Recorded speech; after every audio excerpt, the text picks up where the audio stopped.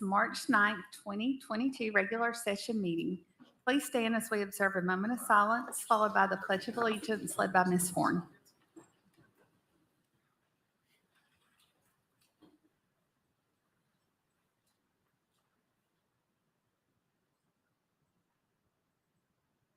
Please face the flag.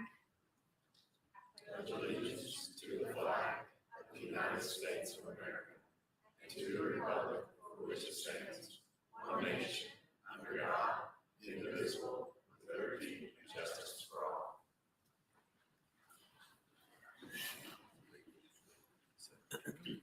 And I see Commissioner Jay out there joining us tonight. He'll be speaking shortly. Do we have any other elected officials?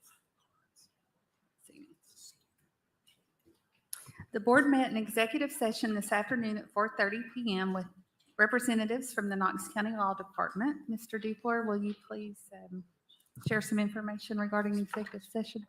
Yes, thank you, Madam Chair. The executive session is a time for the Board of Education to discuss litigation and pending litigation with its attorneys and I mean specifically attorneys from our office. It's not a time for the board to deliberate or discuss amongst themselves in any way. It's just a communication from our office to the board. It's an exception to the Open Meetings Act under Smith County Education Association versus Anderson and a couple other cases. Thank you. Thank you. I just want to remind our rising seniors that the window for acceptance for applications for the 2022-2023 Board Student Representative is open through March 28th. Application packets are available on the Board of Education webpage, as well in each high school office or guidance office. Mr. McMillan is running late today. Are there any changes to the agenda? Mr. Watson? Yes, Madam Chair. I would like to add a point of discussion, a motion for discussion and possible action regarding means in which the Knox County Board of Education will expeditiously enter into mediation with the plaintiffs in the active mass case.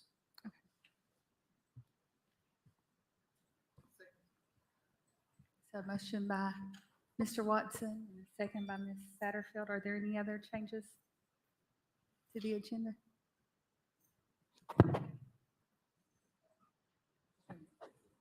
Okay, so we have a motion to approve the agenda. So motion by Ms. Henderson and a second by Ms. Horn. All in favor? Aye. 1, 2, oh, okay. Ms. Satterfield.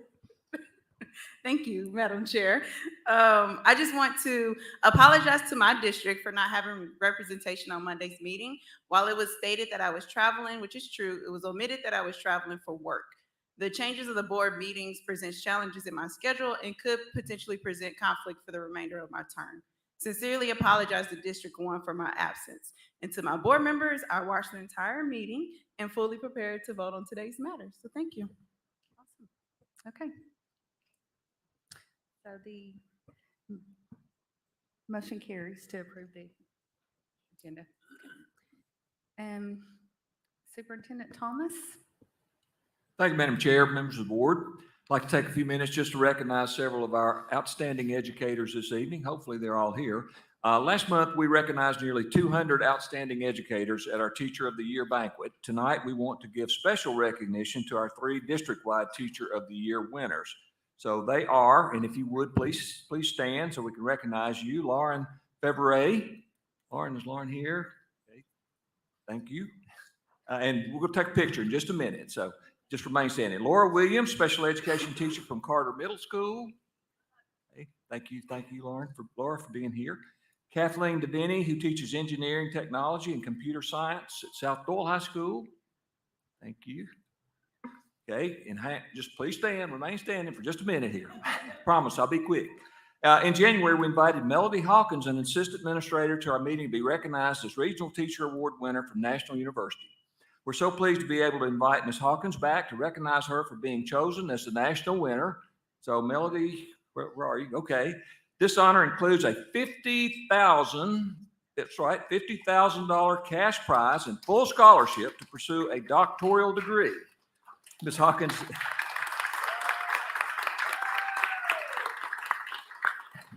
Melody's also a TV star. She was featured on the Drew Barrymore Show in an episode that included several students who talked about her impact on their lives. And we're so proud of you. We're so proud of all of our teachers, and thank you for being here. And so congratulations, Ms. Hawkins, for this well-deserved recognition. So now, if we could, let's do one at a time in the order in which you recognize. Let's get the full board up here and get a picture with each person individually with their certificate. So thank you.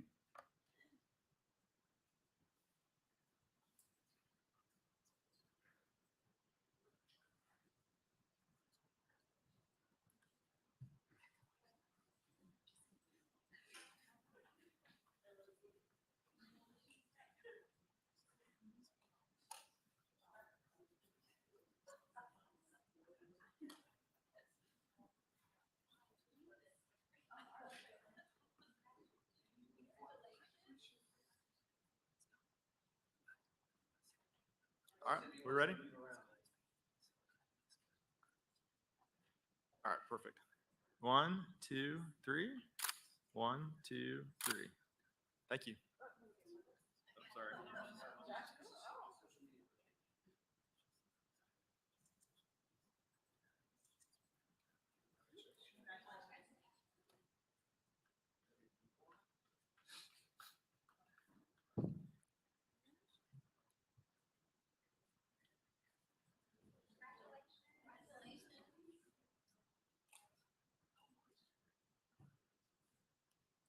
All right, here we go. 1, 2, 3.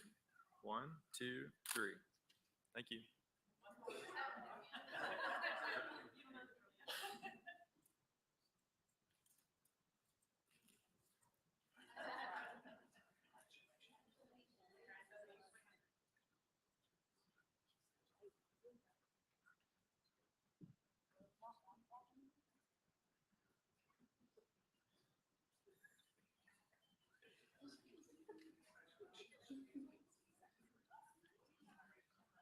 All right.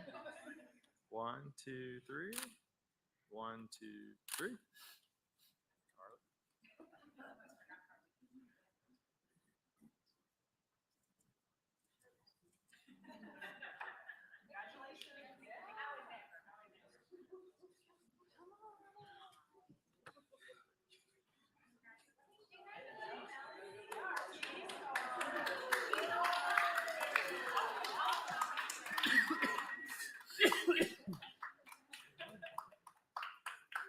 All right. 1, 2, 3.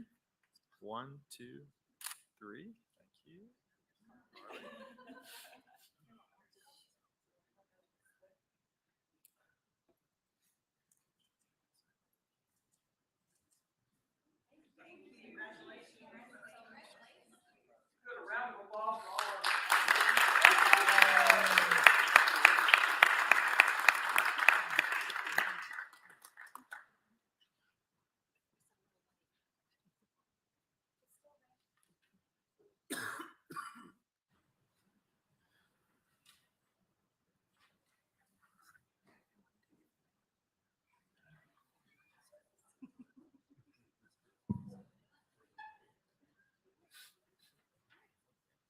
Moving on.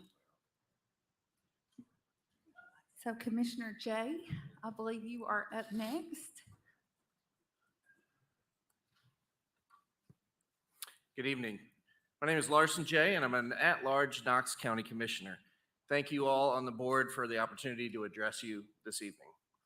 I've come before you today to ask you to change a long-held practice by the Knox County school system and to consider a new way to support the children and teachers that you represent.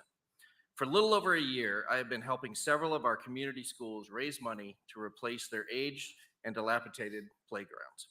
Recently, I visited Sunnyview Primary School, where I met Principal Upton and PTA champion Brandy Presley, and what I saw absolutely shocked me. The playground was extremely old. Several parts had already been condemned and removed. Other areas were soon to fall apart, and the surrounding path and blacktop was cracked and deteriorating quickly. Quite frankly, I left feeling very pitiful and thinking, boy, is this school neglected. I've seen this before when helping Mount Olive Elementary replaced their playground, and again when raising money for New Hopewell Elementary. More disturbing than the condition of the playgrounds was the response each principal received when asking Knox County Schools for a new playground. They were essentially told, it's on you and the community to replace it. You see, there's been a long-standing practice that Knox County Schools doesn't replace old playgrounds. Knox County Schools doesn't even pay for and install new playgrounds at our brand new schools. It's on the PTA and on the parents. Knox County School places this burden on the citizens of Knox County. That's right, we tax the citizenry to provide for services, one of the most important being in education. And then when an element of that education fails, we tax them again and place the burden of playground replacement on communities who have already given so much. We would never adopt this same practice with a gymnasium or a cafeteria. So why should Knox County Schools neglect their outdoor playgrounds? I know some might say that playgrounds are an option and not an institutional requirement, that they aren't an essential function of education, but I disagree. Having an outdoor playground, a play space, and programming time for children to be outside supports unstructured imaginative play without a screen to look at, the sharing of space where children learn how to share, an environment to play with other kids who don't look like them or have different abilities, areas to increase cognitive capacity, problem solving and decision making, and activities that help curb childhood obesity and tamper behavioral anxiety. I could go on, but most of you are parents or grandparents, and you know what it means for a child to run and play, what it means for a parent or teacher to see that joy and to have just a little break in their day. Not only does this practice of requiring the community to replace playgrounds financially impact thousands of families struggling to keep up with the rising costs and family bills, but it adversely impacts some of our most impoverished communities where even raising a modest amount of extra funds is an extraordinary burden. I dug more into this practice with the help of many of your several of your KCS administration members. And so I naturally started at the beginning and I asked to see the policy outlining where Knox County Schools doesn't replace playgrounds. However, there isn't one. There never was. While there's been a long-held practice, it predates all of your administrative team and has been going on for decades. To ensure a safe environment, Knox County Schools does have a playground inspector, and this person checks each playground 2 times a year. If a playground gets really bad, then they write up a report suggesting repairs, and they can also condemn or remove broken sections or parts of an old playground. This is a necessary function that I think should continue, but it needs another element to complement the safety of our children: proper equipment. Back to fundraising. I've also asked for more information about how many community groups have raised money to replace their playgrounds, and the numbers were absolutely staggering. Hundreds of thousands of dollars have been raised by communities across Knox County over the last 10 years alone, and here are just a few examples. Dogwood Elementary School raised $35,000 for their playground replacement. Sequoia Elementary School's playground failed inspection and was heading towards closure. When replacement was the only option, they were informed that it also had to be brought up to ADA compliance. That community privately raised over $80,000. Powell Elementary School community members raised and spent $12,000 for mulch replacement using PTA funds. Sturkey Elementary School have used over $30,000 in PTA-raised funds on mulch over the past decade.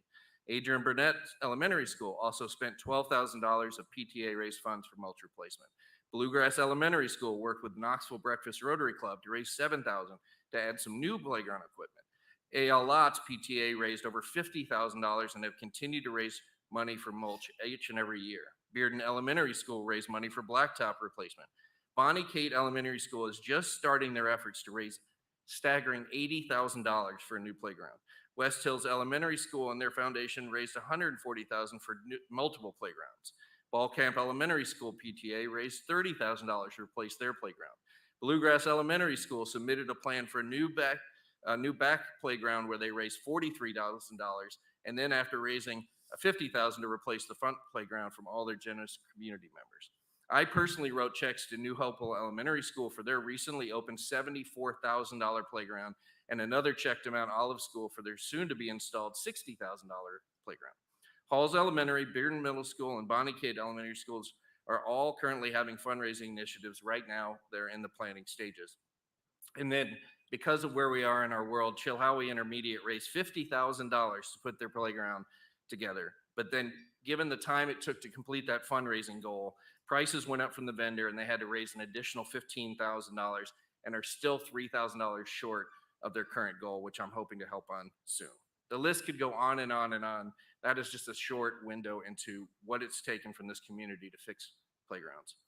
The Knox County Schools Finance Department representatives have researched this issue for me and determined that each year, individuals supporting schools with playgrounds raise and spend in excess of $300,000 each year.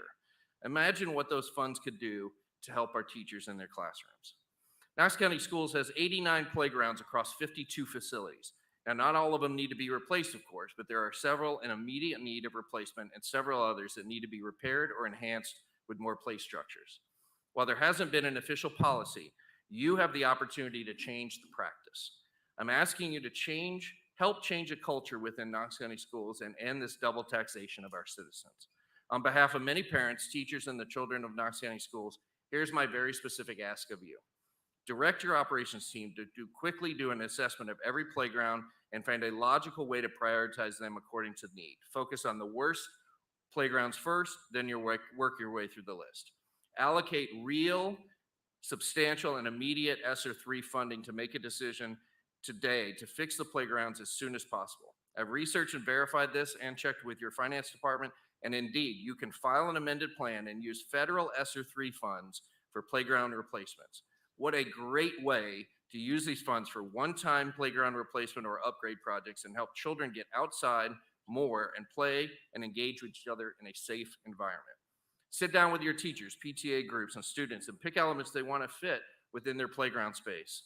And for those communities that have already raised funds or are in the process of raising funds now, tell them Knox County Schools will replace or upgrade their playgrounds for them, and that they should use those community dollars, those donated funds, to support their teachers, who definitely need more wind in their sails right now after a hard couple of years, or book field trips, or find other ways to make their schools excellent.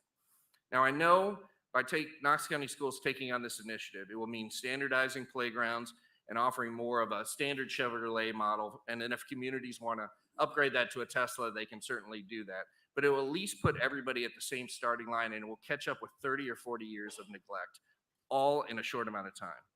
Then, after every playground is replaced or upgraded to a level that you would be proud of, adjust your capital budgets immediately to maintain outdoor playgrounds and replace the mulch, keep them up to a standard worthy of our students, and don't put that burden on the community.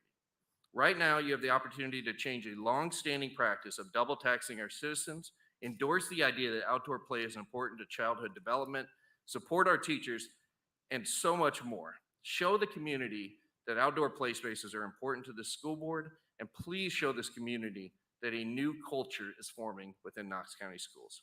Thank you for your time and consideration. Thank you, Commissioner Jay. Ms. Babb. Yeah, Mr. Day, I have a question for you. I like your suggestion about the ESSER funding, but as you know, that's a one-time funding, and playgrounds are not a one-time fix. So you are on county commission, and when we look at funding, we do have to look at long-term when we do this. Either our budget goes up or we reallocate money from the classroom to playgrounds. Do you have any thoughts on that? Yeah, first and foremost, I think that you have 30 or 40 years to catch up on. And we know that we have two school systems that have been merged into one. A lot of these playgrounds are kind of the old city schools that have really gone downhill, but there's others across the country. You have an opportunity with ESSER to catch up on day one. That is one-time funding, one-time investment. It'll last for 20 or 30 years from now. Now, a playground will last for 20 or 30 years, depending on what type of installation you get, but that will catch you up to today.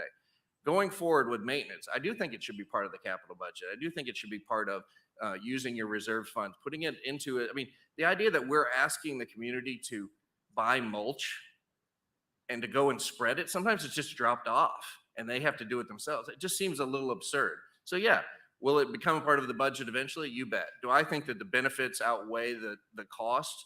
Absolutely. And do I think that you could catch up with a lot of those costs using federal funds that are at your disposal today? You bet. Ms. Owen. Thank you, Madam Chair. This is a topic that I have addressed with staff quite a bit, and I think there may be some information that needs to be corrected. Mr. Oakes, can you talk to us about when we build a school, what we put in for playgrounds? If I remember correctly, the only thing we've done with playgrounds is, and we haven't built that many new elementary schools. We have built some replacement elementary schools, and there's been equipment there. What we do when we are at a school or we're building a school, if we have to move a playground or destroy a playground, we cover the cost of that, and we're going to have to do some of that coming up. If it's an entirely new school, we have not funded playgrounds. I think it's about 10 years ago, I think when we did North Shore, the superintendent might have directed, seems like, I want to say $10,000 or something to go into the account as, I think the term he used was seed money, to help the community get started on doing those playgrounds. Thank you. So to clarify, if we have a building, let's say like in Skip, where our addition took over the playground, then in that situation, we would cover the playground. But if it were a completely new building, we would not. We have done that in recent years. Yes, ma'am. Thank you. Can I ask a quick question? Is there money budgeted? We have a new Northwest Elementary School that is brand new without an existing footprint. Is there a playground budgeted for that school? That's not in the scope of that project at this point.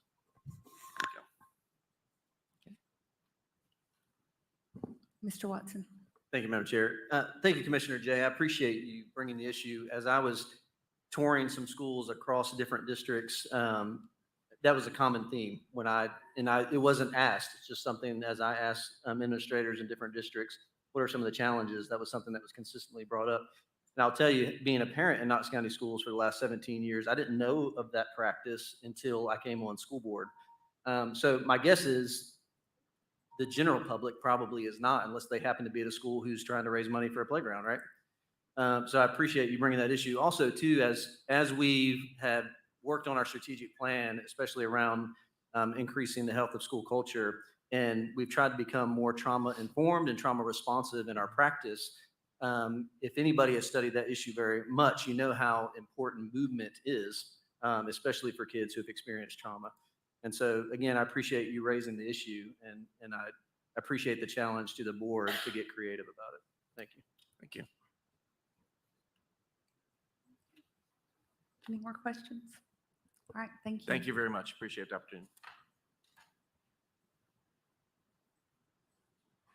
So we will move on to our regular agenda items. Ms. Coveney. Item 8, consent agenda. So motion by Ms. Horn, a second by Mr. Watson. All in favor? Aye. Any opposed? Motion carries. 9A, approve second reading of Knox County Board of Education Policy A100, School District, School Board Legal Status and Authority as amended. So motion by Ms. Horn, a second by Ms. Satterfield. Any discussion? All in favor? Aye. Any opposed? Motion carries. 9B, approve second reading of Knox County Board of Education Policy C121, Director of Schools Qualifications and Selection as amended. Motion by Ms. Horn, a second by Mr. Watson. Any discussion? All in favor? Aye. Any opposed? Motion carries. 9C, approve second reading of Knox County Board of Education Policy C123, Director of Schools Duties as amended. Motion by Ms. Satterfield, a second by Ms. Horn. Any discussion? All in favor? Aye. Any opposed? Motion carries. 9D, approve second reading of Knox County Board of Education Policy J110, Equal Educational Opportunities as amended. So motion by Mr. Watson, a second by Ms. Satterfield. Any discussion? All in favor? Aye. Any opposed? Motion carries. 9E, approve second reading of Knox County Board of Education Policy J193, Student Suspension as amended. Motion by Ms. Horn, a second by Ms. Babb. Any discussion? All in favor? Aye. Any opposed? Motion carries. 10A, approve memorandum of understanding with Knox Education Foundation for fiscal year 2022 student success grants up to $225,000 to include grants for each school, a $10,000 award to the Knox County Schools Teacher Supply Depot, and a $5,000 award to the Knox County Schools Clothing Center. Motion by Mr. Watson, a second by Ms. Owen. Any discussion? All in favor? Aye. Any opposed? Motion carries. 10B, approve receipt of Battelle Education TSIN STEMX classroom grants in the amount of $31,000 for Beaumont Magnet Academy, Green Magnet Academy, Sequoia Elementary School, Shannondale Elementary School, South Knoxville Elementary School, Carnes High School, and L&N STEM Academy designated to be used as outlined in each school's grant proposal. Motion by Ms. Satterfield, a second by Ms. Babb. Any discussion? All in favor? Aye. Any opposed? Motion carries. 10C, approve receipt of a Publix Charities grant in the amount of $300 for Bearden Middle School's 2021-2022 orchestra program. Motion by Mr. Watson, a second by Ms. Babb. Any discussion? All in favor? Aye. Any opposed? Motion carries. 10D, memoranda of agreement with the Boys and Girls Club of Tennessee Valley, YWCA of Knoxville in the Tennessee Valley, and the University of Tennessee Assisted Community Schools in support of their 21st Century Community Learning Centers programs and/or Lottery for Education After School programs grant applications. Motion by Ms. Owen, a second by Mr. Watson. Any discussion? All in favor? Aye. Any opposed? Motion carries. 11A, approve a contract with Henley Roofing Company in the amount of $1,309,800 for Carter High School roof replacement project. Motion by Mr. McMillan, a second by Ms. Satterfield. Any discussion? All in favor? Aye. Any opposed? Motion carries. 11B, approve contract with Parent Square Incorporated for provision of a mass notification system up to $206,500 annually, plus a $9,500 one-time onboarding fee for the term of April 1, 2022 through March 31, 2023, which may have extended for 2 additional 2-year terms for a total of 5 years. So a motion by Mr. Watson, a second by Ms. Babb. Any discussion? Mr. Watson? Thank you, Madam Chair. Mr. Cox, I'm wondering if you could speak to a part of this. I know last year when the board approved the contract with the Talking Point software, and I've heard some feedback in the community since then about how important and valuable that has been to certain communities. I just want to make sure that people understand that by doing this, we're not losing capabilities. Can you speak a little bit to the functionality specifically regarding to language translation? Thank you, Mr. Watson. The language translation was really important when we approached this contract. So we wanted to make sure that we called out in the RFP the specific languages in our communities that we wanted to ensure were covered. And we also learned from the talking points how valuable that tool can be to our teachers. So we wanted that to reach all the way down into the classroom with high quality translation. Looking at Parent Squared and looking at talking points, they both kind of have the same back end. So the way that they get those initial translations are using the same technology. Talking Points uses some additional, features that they feel are proprietary, but we do feel that this is a high quality tool for our families and our teachers. Thank you. Yep, thanks. So any other discussion? So we have a motion by Mr. Watson, a second by Ms. Babb. All in favor? Aye. Any opposed? Motion carries. Item 12A, approve fiscal year 2022 capital improvement plan budget line item transfers in the amount of $470. So motion by Ms. Horn, a second by Ms. Satterfield. Any discussion? All in favor? Aye. Any opposed? Motion carries. 12B, approve fund balance designation in the amount of $440,000. Motion by Mr. McMillan, a second by Ms. Henderson. Any discussion?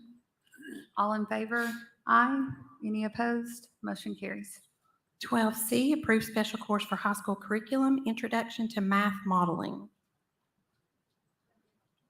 So motion by Mr. Watson, a second by Ms. Horn. Any discussion? All in favor? Aye. Any opposed? Motion carries. Item 12D, approve motion that the Knox County Board of Education hereby authorizes the Knox County Law Director to hire an attorney to advise and assist the law director in all matters regarding the litigation regarding the mask mandates imposed upon the Knox County school system by the Federal District Court of the Eastern District of Tennessee, and to render legal advice to them with regard to any and all mask mandates that are issued affecting the Knox County school system. The parameters of this hiring shall be the same as those set out in Resolution R 22-2902 of the Knox County Commission. So motion by Ms. Fab, a second by Ms. Henderson, and I believe we have public forum. We do have public forum, Madam Chair. First up, we have Anastasia June. Please state your name, county of residence, and you'll have 3 minutes to speak.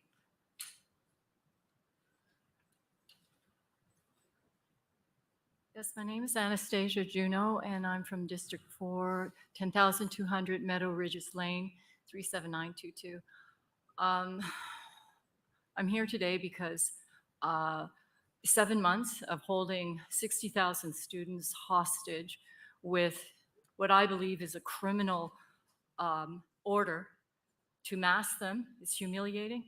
It's bad for them socially, psychologically, emotionally. And I frankly, I don't have a lot of confidence in the new superintendent who's elected, for him saying, you know, yes, he's for people having choice with the mask, but at the same time saying that, but we can continue, we can still be educated with these awful masks. I don't have any confidence in the new upcoming superintendent when he says that after 6-7 months of languishing here with this mask mandate. 60,000 students with no voice, no voice. I'm speaking for them. And coercion is not consent. When we had the mask option, over 95% from what I saw in the schools chose not to wear a mask. So to tell me that this isn't coercion is a lie. These people are held hostage. 60,000 students. It's appalling. That's all I have to say. Thank you. Next, we have Helena Rego.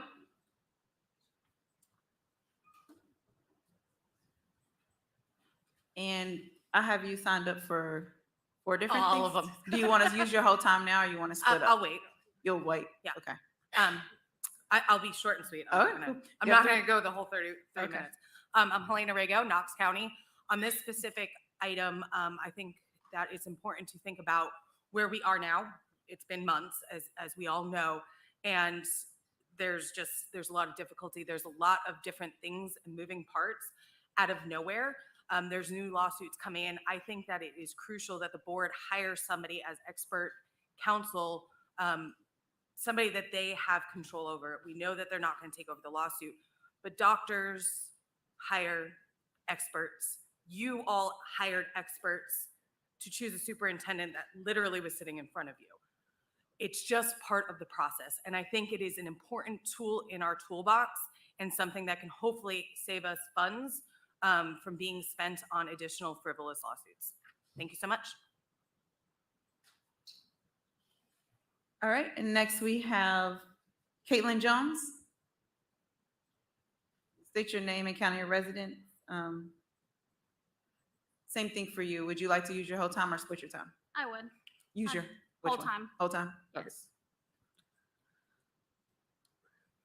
I had little of no intentions of coming here today to speak about the masks, but here I am.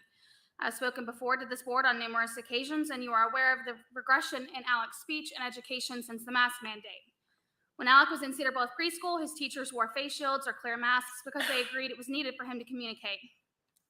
This is my 6-year-old's face. On February 24th, I picked him up from the daycare with a black eye. He did not have it when I dropped him off at school, and somehow no one knows where he got it from. This happened just days after I spoke with his teacher, and was informed that he was throwing toys.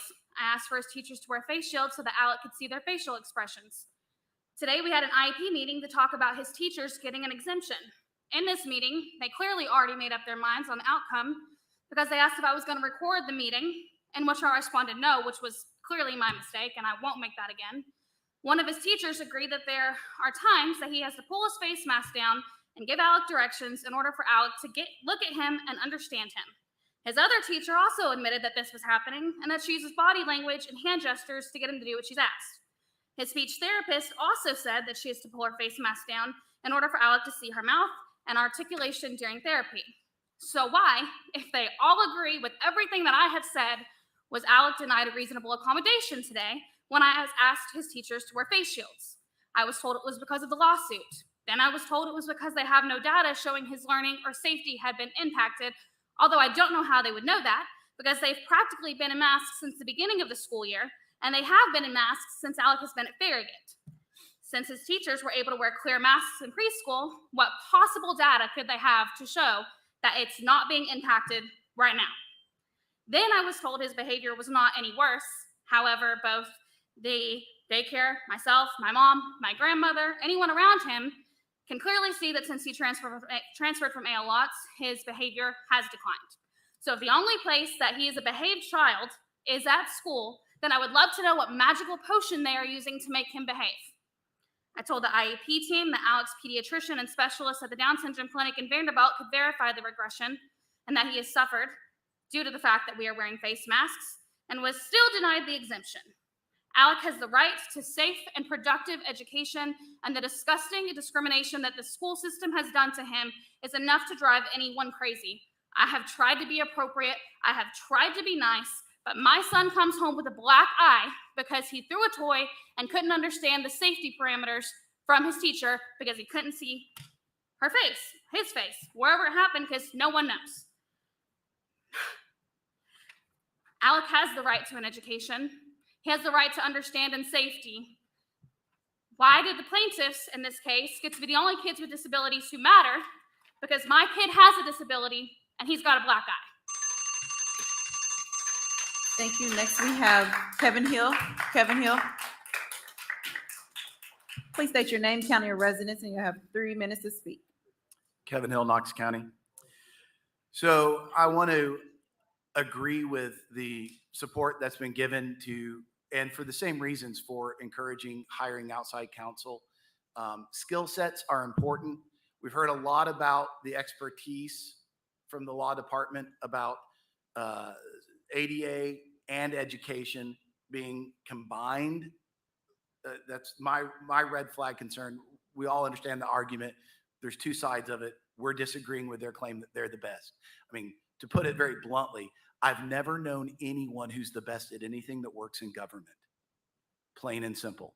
But that aside, the big concern I have is the argument is that I keep hearing this statement about they need to be an ADA expert and education expert. Well, the resolution that was passed said and or.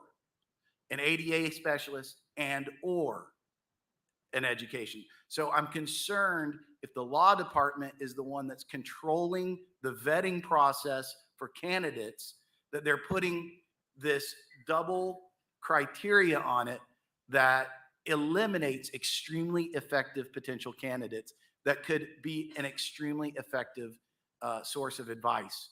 I think the ADA requirement is an obvious no-brainer, but I don't know that this person needs to necessarily, because if we do take the law department's argument for face value that they're the best, or they have some of the best in the country, then we don't need to repeat those exact same skills. And the value of an outside counsel would be creative thinking from a different perspective. Now, you don't want a lawyer who does transactional work to be that outside perspective. You want relevance. An ADA expert would carry that relevance. But to put a boundary that says they have to have worked in both fields as a criteria to be considered is deeply concerning to me, and feels like it's an intentional hurdle put there to just obfuscate the process. So my advocacy is drop the education expert criteria entirely and focus on national quality ADA specialists. Thank you. Thank you. That concludes public forum on that item, Madam Chair.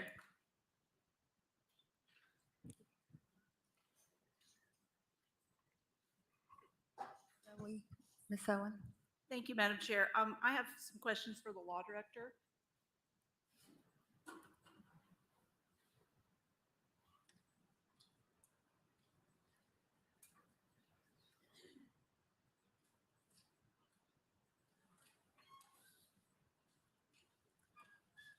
David Book, Knox County Law Director, 400 Main Street, Suite 612.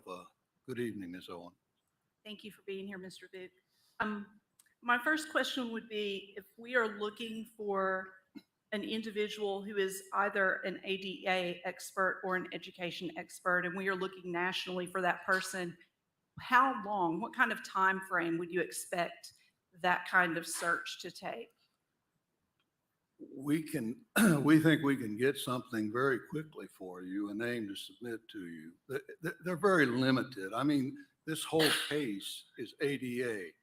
The judge has expanded the ADA in the education realm farther than it has ever been done before. This is the first case of this kind in this country.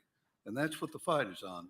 Can you use the ADA to stop gum chewing, to make 60,000 students wear masks? As I've said to County Commission and this board, I do not believe in it. I am dead set against what the judge has done. I am dead set against mandatory masks. We have taken that position for 2 years in front of commission and in front of this body, and that's what we'll continue to do. Thank you. So when you say that it would be fairly quick, we would not be able to approve a person before next month, is my assumption? Unless you called a special call meeting, you Unless we called a could special. do that. Do you feel like there would be any advantage to having additional counsel on top of all of the multitude of attorneys you already have in your office? No, I don't, because what happens in law when you're arguing is you look at all the cases. We have looked at every education case in every federal district and circuit in this country, and we cited those to the court. We're now in front of the Sixth Circuit Court of Appeals, raising all of those issues, constitutional, educational, and ADA. We also now, as you all know, we're under an order to mediate. And there's been a joint motion put down by both the plaintiffs and us to immediately unmask these children while we go through this federal mediation that the court has ordered that we do within a 60-day period. So I don't think it adds anything other than takes money out of the school budget that could be used for playgrounds or students. And this resolution came to us prior to that mediation, is that correct? That's correct. Right. So this proposed resolution had no knowledge of the mediation. That's correct. Okay. That mediation just came down, Monday. We got that mediation order Monday. Assuming worst case scenario that we did hire an additional counsel and that additional person were with us for some time, what could be the potential cost? Oh my gosh. It would be, it would I'm rattle thinking your more than brain. a couple I of mean, playgrounds. You know, you're looking right now at attorneys in this state would be running a minimum of probably $500 an hour. And then there's travel time and putting up in a motel to meet with us or you. And believe me, they know how to keep track of hours. So it would be very substantial. I can't give you a number. And that would all come out of school budget, right? That's correct. Thank you. Mr. McMillan?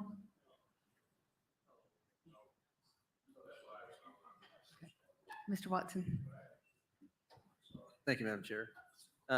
Director Book, I have a few more questions. I'm sorry.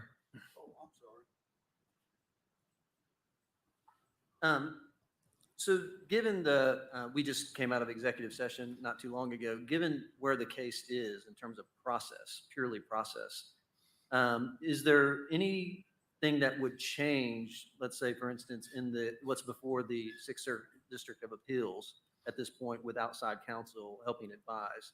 Or is what's already been submitted, does that question make sense? Like, is there anything that we could add at this point, given where the case is until the judge makes his next move? In my opinion, no. I think we've raised every issue on the Sixth Circuit. We're locked in on the briefs that we filed in the Sixth Circuit. And the judge Judge Green, in Greenville has put a stay on filing anything else. So we couldn't file anything else in the present case, either in the Sixth Circuit or in his court, because he's put a stay down pending this arbitration. So I just want to make sure I'm clear in understanding this and the public is. You're saying that at this point, until the mediation commences and we run through that, there's nothing else that we can currently submit to the courts in this case. Is that what you're saying? That's correct. And even then, if the judge were to lift the stay, we have pending, which he's not going to rule on, our separate motion to lift the stay based on the CDC. Because you got to remember, if you get this case down to, there was two things that he had that he ruled on. That we had kids, the doctor said that they were more susceptible because of their immune system or whatever. And the other one was that the CDC said masks. Those are the two things that he relied on.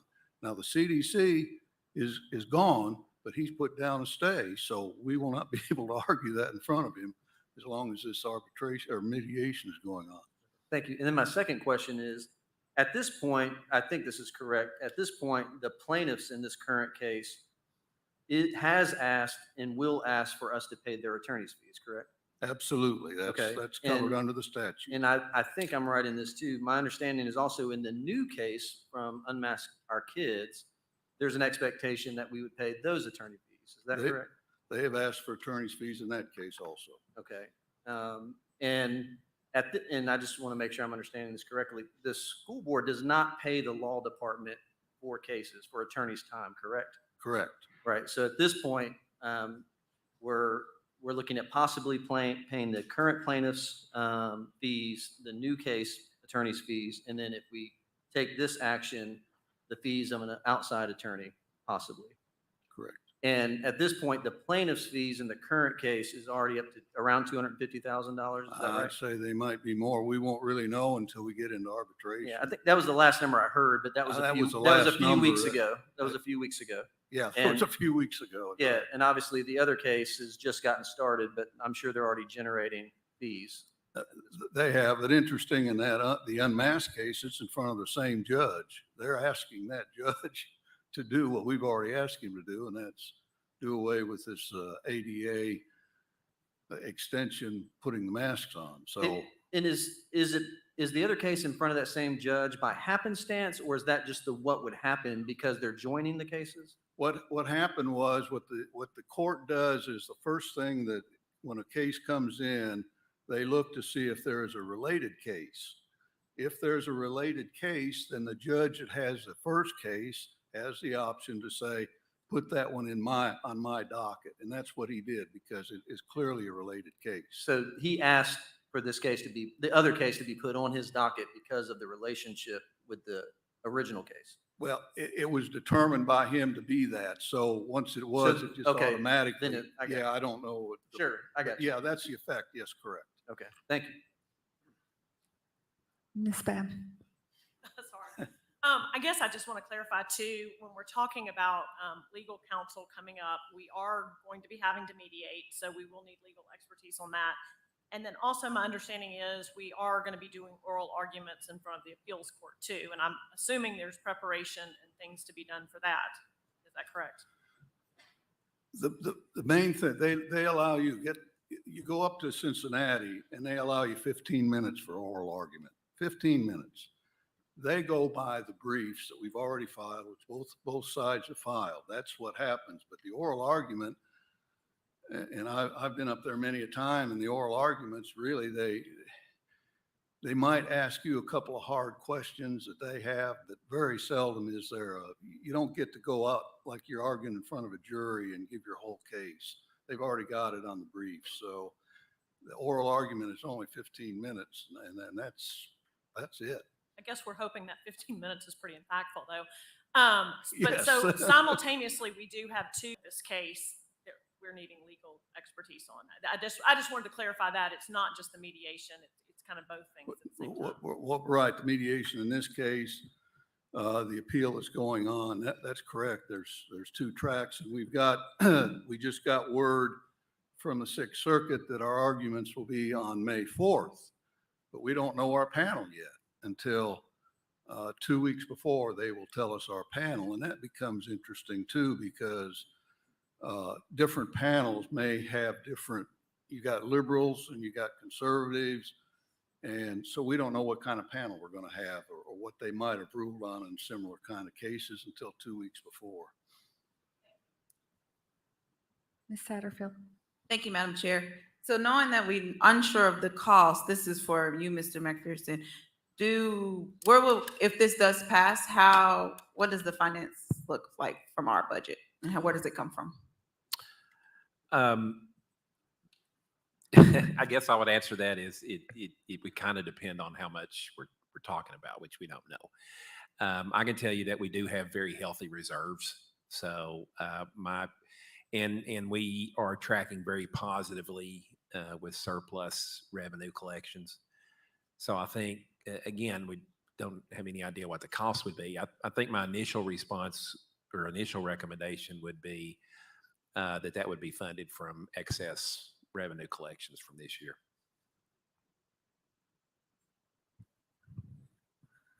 Okay, so any other discussion? Mr. Watson.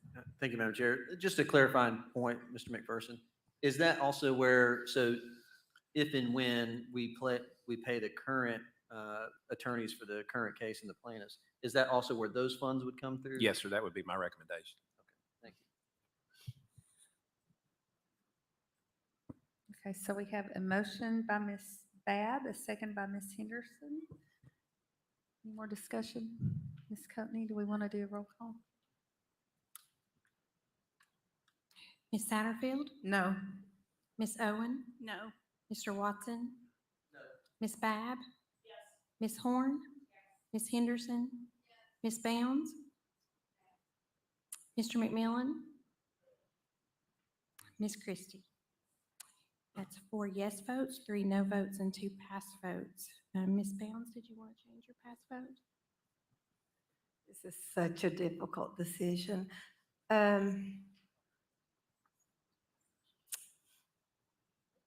I'll change it to a yes. Mr. McMillan? That's 5 yes votes, 3 no votes, and 1 pass. So motion carries.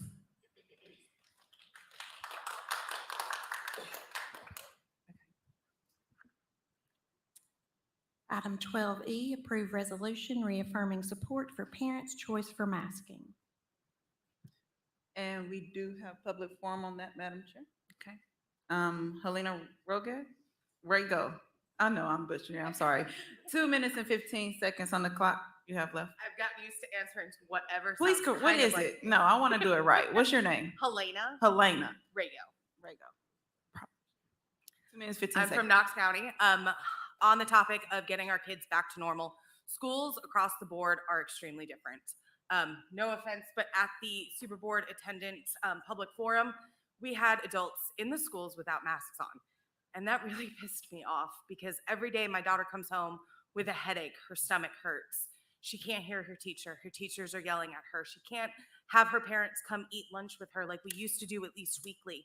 She hasn't been on a field trip in years. It's time to remind the schools that we're moving on and that we're going to let our kids be kids. Thank you so much. And that concludes public forum on that item. So do we have a motion to approve? So a motion by Ms. Henderson, a second by Ms. Horn. Any discussion? You want to do a roll call vote? Oh, Mr. Watson. Thank you, Madam Chair. Ms. Henderson, I appreciate what you're trying to do in this resolution. I don't completely understand the need for the resolution. We spend every other week, it seems like an executive session. Director Book has been forced twice in the last 2 days. the board just approved hiring an additional attorney to help support. I think the law department knows. And you even state in the resolution, this board has voted multiple times to allow parents the right. And it feels like this is trying to send a message to a certain group of people. And I'm not sure if the board is the place to do that. I mean, the next resolution is a different matter to me, but I don't know. I just don't see the point of it. And it's not that I am not supporting the board in its efforts, because clearly the board has continued to make these statements. But I can't support it for that reason, because I honestly cannot find a purpose in stating it when the law department clearly knows the position of the board.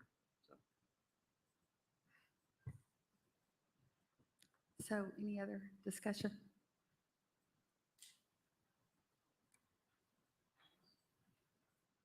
So we have a motion by Ms. Henderson and a second by Ms. Horn. Ms. Satterfield? No. Ms. Owen? No. Mr. Watson? Ms. Babb? Pass. Ms. Horn? Ms. Henderson? Ms. Bounds? Mr. McMillan? Ms. Christie? That's 4 yes votes, 3 no votes, and 2 pass votes. Mr. Watson, did you want to change your pass vote? Ms. Babb?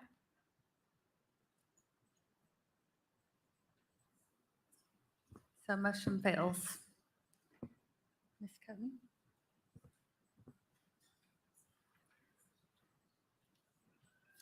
Item 12F, approve resolution requiring that all school activities return to normal.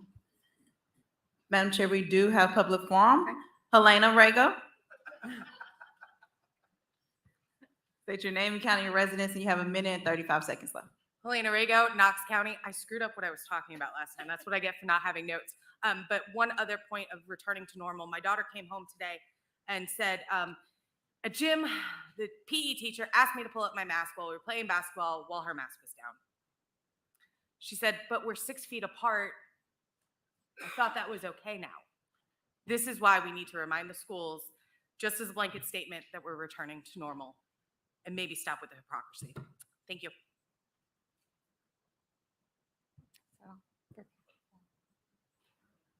That concludes public forum, Madam Chair. So do we have a motion to approve? So a motion by Ms. Henderson, a second by Ms. Horn. Ms. Bounds? I just wanted to ask Ms. Thompson to clarify. Did you say, Ms. Thompson, that as of March 1st, was that the date that you gave us? Is she here? Oh, I thought she was here. Can you answer for me then, Dr. Roswick?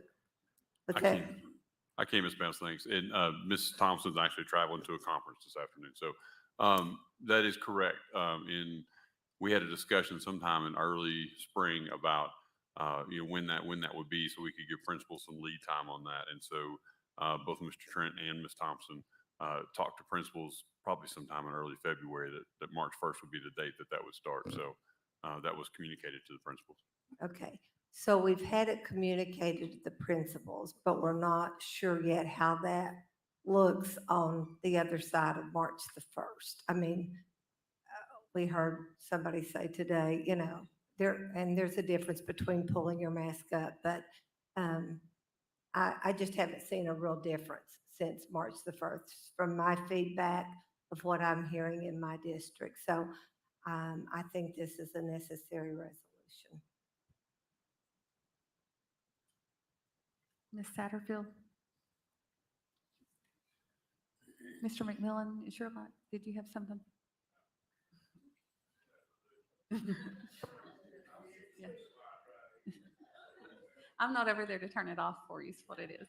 Ms. Satterfield? Yes, thank you, Madam Chair. I'm supporting this resolution, but I also just want to lift up that just the wording in here, the past 3 school years have taken too many of these events away. I know we know this, but I think we've been in a pandemic. So there's things that you have to modify when you're in a global pandemic. And so I can see why things have been taken away. But as we move forward, I do agree that for us to get back to those activities. But I do like the caveat of to the greatest extent possible, because some of our schools are still struggling with staffing issues. Some of our schools just don't have the capacity. And so I want to make sure that we're not putting unnecessary pressure, like you all discussed last week, on schools who just cannot do it. But if it is, yes, just schools who cannot do that. And so I would like the administration to be considerate of that, but I will support this resolution. Ms. Babb? Well, and I'd kind of like to reiterate with that I think that, and I'm in support of this too. I will not pass on this one. I will vote in support of it. But also, like during the pandemic, we've had different principles, changes and stuff like that. And with that, they change things at schools, they change activities, they change our priorities. So supporting this does not mean everything that's going to happen this spring is exactly what happened at a school pre-pandemic, because schools have changed, administration has changed, and their priorities might have changed. So I think I don't want this to become a mass tattletaling of, my school. Like, let's work through this. If you feel like there's a problem, try to talk to the proper people. I think what we're wanting is I think the intent of this is to try to get our parents participating, trying to get our kids to have normal activities and that type of thing. But I just hope that this doesn't cause more problems than what I think the objective is. Ms. Owen? Thank you, Madam Chair. I'm pretty sure I said this last time, but I wanted to reiterate that I believe this is an administrative task, and that we are really, we're sort of stepping on toes of the administration with this. They've had less than 10 days to make sure all principals have gotten that word and that has been passed on to teachers, and for things to actually change. And when we're talking about things like field trips and redoing how visitation for lunch and all of those things, I think having less than 10 days from the point of communication from us all the way to the classroom level, it's a little unreasonable to expect that to have already happened. And I feel like this is something that we should allow administration to at least attempt to do before we push that. Thank you. Who's next? Mr. Watson? Thank you, Madam Chair. I see this a little bit differently than Ms. Horn. I see this more as a position statement. I don't know that this is asking for any specific action other than making a statement to say, this is what the board would like to see. This is the movement we would like to have. I'll be supporting it. I also want to make a statement too, that in the board supporting this, I don't think the intent of the board, if we choose to, I don't think the intent of the board is to cause any consternation or shame or anything like that within our administrators and our school staff. The reality is this last 3 years has been hard, and not just hard on students, but hard on educators, hard on us as a board, hard on our leaders in our district. And so I think if this passes, I don't think it's an indictment to say, hey, we really messed up these last 3 years. You all didn't do this well. I think it's more to say, hey, we're here for you, and we want to continue to see things move forward. I mean, that's the way I'm reading it, and that's the way I would support it. Because again, I don't think this is about saying somebody's done something wrong. It's more about this is what we hope for the system and what we expect as a board. So. Ms. Henderson? Thank you, Madam Chair. I just wanted to address some of the comments, and I appreciate the comments that I heard tonight. And yes, it is, I didn't write it as a policy. I wrote it as a resolution. So it is a statement of, here's what we would like to see. You know, the past couple of years have been hard for teachers, students, parents. So it is just a statement of, we just want to get back to normal. And that's why I also wrote it to say, you know, to the greatest extent possible. Because Ms. Satterfield, to your point, as you heard last Monday, if schools don't have the capacity or the staffing, that's definitely a totally separate issue and, you know, shouldn't be considered in this. So it is just a statement. I know last year I came with a policy that was more, as Mr. Watson put it, had more teeth in it. And so again, just a statement of, you know, because we have heard from the community and parents of some inconsistencies. So just wanted to clarify, and thank you for this discussion on this. Mr. McMillan? Thank you, Madam Chair. I tend to agree with Ms. Owen and Mr. Watson to to a certain extent. Well,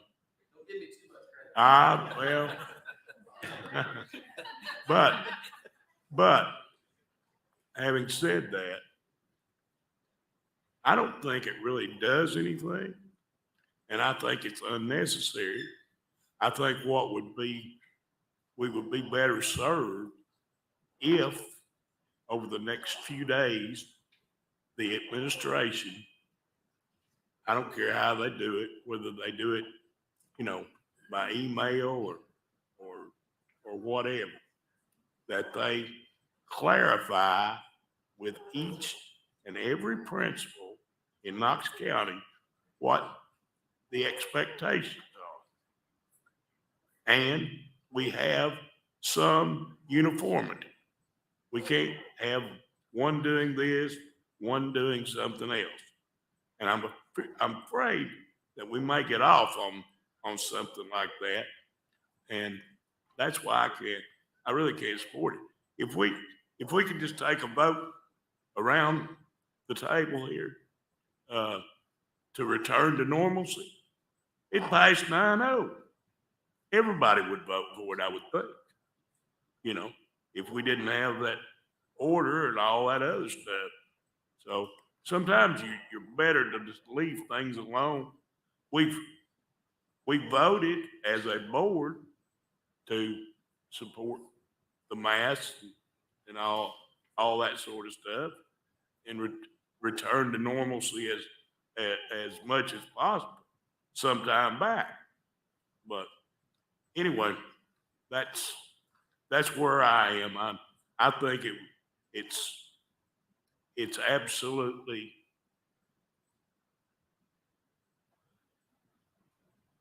necessary for the administration, however they want to do it, but to communicate that with each and every principal over the next few days and make sure that there's uniformity, whether it's lower level, high school level. Thank you. Mr. Chin. Thank you, Madam Chair. So really to this, I would just say, obviously, I think most students, this has been a long 2 years, and I would definitely think that most students want things to return to normal as much as possible, and as Ms. Henderson's resolution says, to the greatest extent possible. Now, I don't fully understand intricacies of if the board votes on this, what occurs with administration or anything like that, but I do think whichever the board believes is the most effective way of trying to get it so that students can return to that sense of normality, especially given the current global situation and the situation around COVID-19, then I think that would be good for the board to do. Ms. Bounds. Thank you, Madam Chair.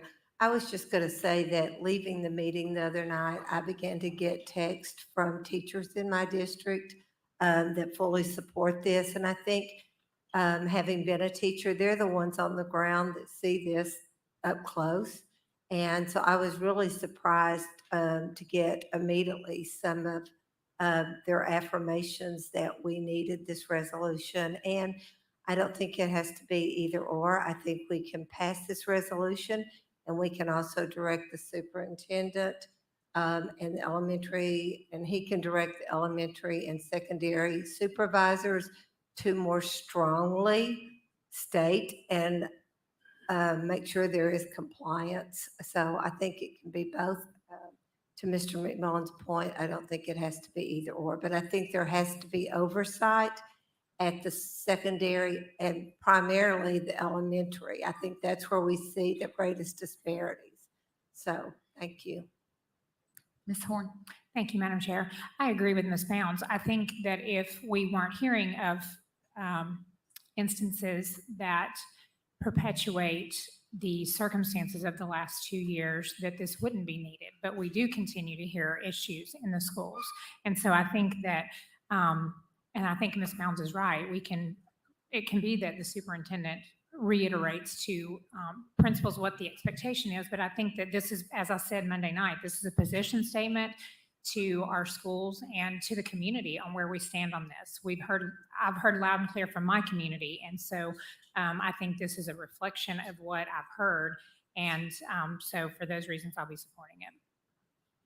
Ms. Owen? Thank you, Madam Chair. If Ms. Henderson would consider, I could change to support if the word insists were changed to asks. I feel that that would be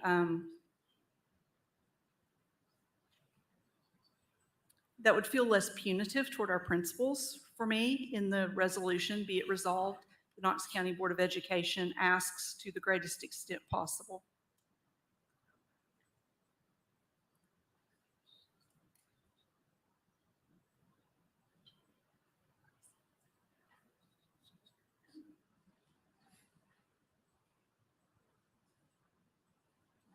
I'm fine with that because I don't think that word really changes much in there, so.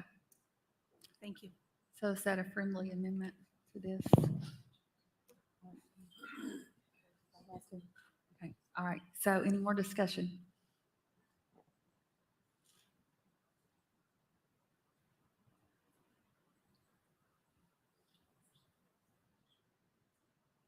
Yeah. Do you agree with it, Ms. Warren? Okay, all right. Do we need a roll call vote on this? Ask, yes. Okay, let's do one. Ms. Satterfield? Yes. Ms. Owen? Yes. Mr. Watson? Ms. Babb? Ms. Horn? Ms. Henderson? Ms. Bounds? Mr. McMillan? Ms. Christie? Yes. That's 8 yes votes and 1 no vote. Motion carries.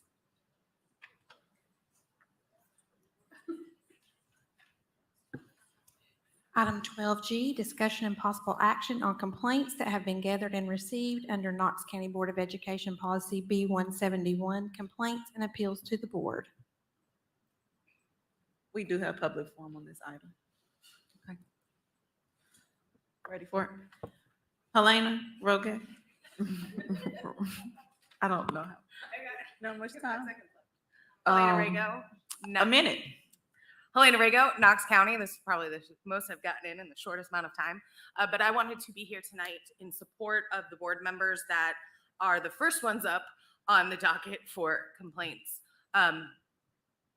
We've heard discussion last week about how things came about which were misunderstood from the beginning.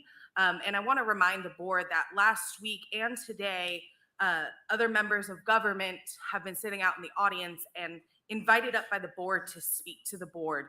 That's very much what I saw. I don't know the ins and the outs and the rules, but that's very much what I saw watching that city council meeting. That second county commission meeting. That second county commission meeting I was at personally, and most of the board walked in at the same time. What would happen if they were called up to speak? Is that an ethics violation? Is that a policy violation? So it's something that I would like you to consider and something that we feel very strongly about is supporting our board members fighting for us. Thank you so much. Thank you. Next, we have Angel Jones. Angel Jones. State your name, county, or residence, and you'll have 3 minutes to speak.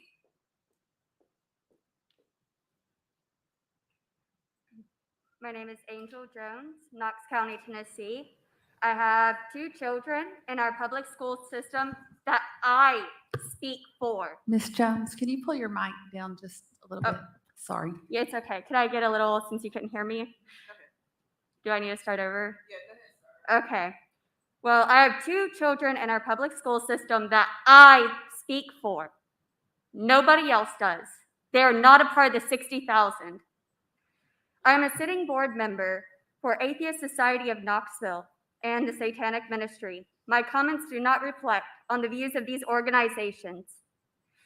I filed an ethics complaint, though I suppose it speaks more to their integrity, on February 16, 2022, against 3 school board members in regards to Knox County School Board of Education, Policy B-112, points 4 through 6. Unlike a post made by one of those named in the complaint, also in Knox County, a self-proclaimed satanic children's minister has filed an ethics complaint against 3 school board members for exercising their First Amendment right, but that's a whole other story. My complaint isn't about their First Amendment right to free speech. It is about their actions as 3 board members who went to the county commission meeting and posed as the entire school board when they requested this resolution. This is a resolution of the Commission in Knox County, Tennessee, directing and Knox County Law Director to hire expert outside counsel to represent the Knox County Board of Education in all litigation regarding mask mandates. When asked,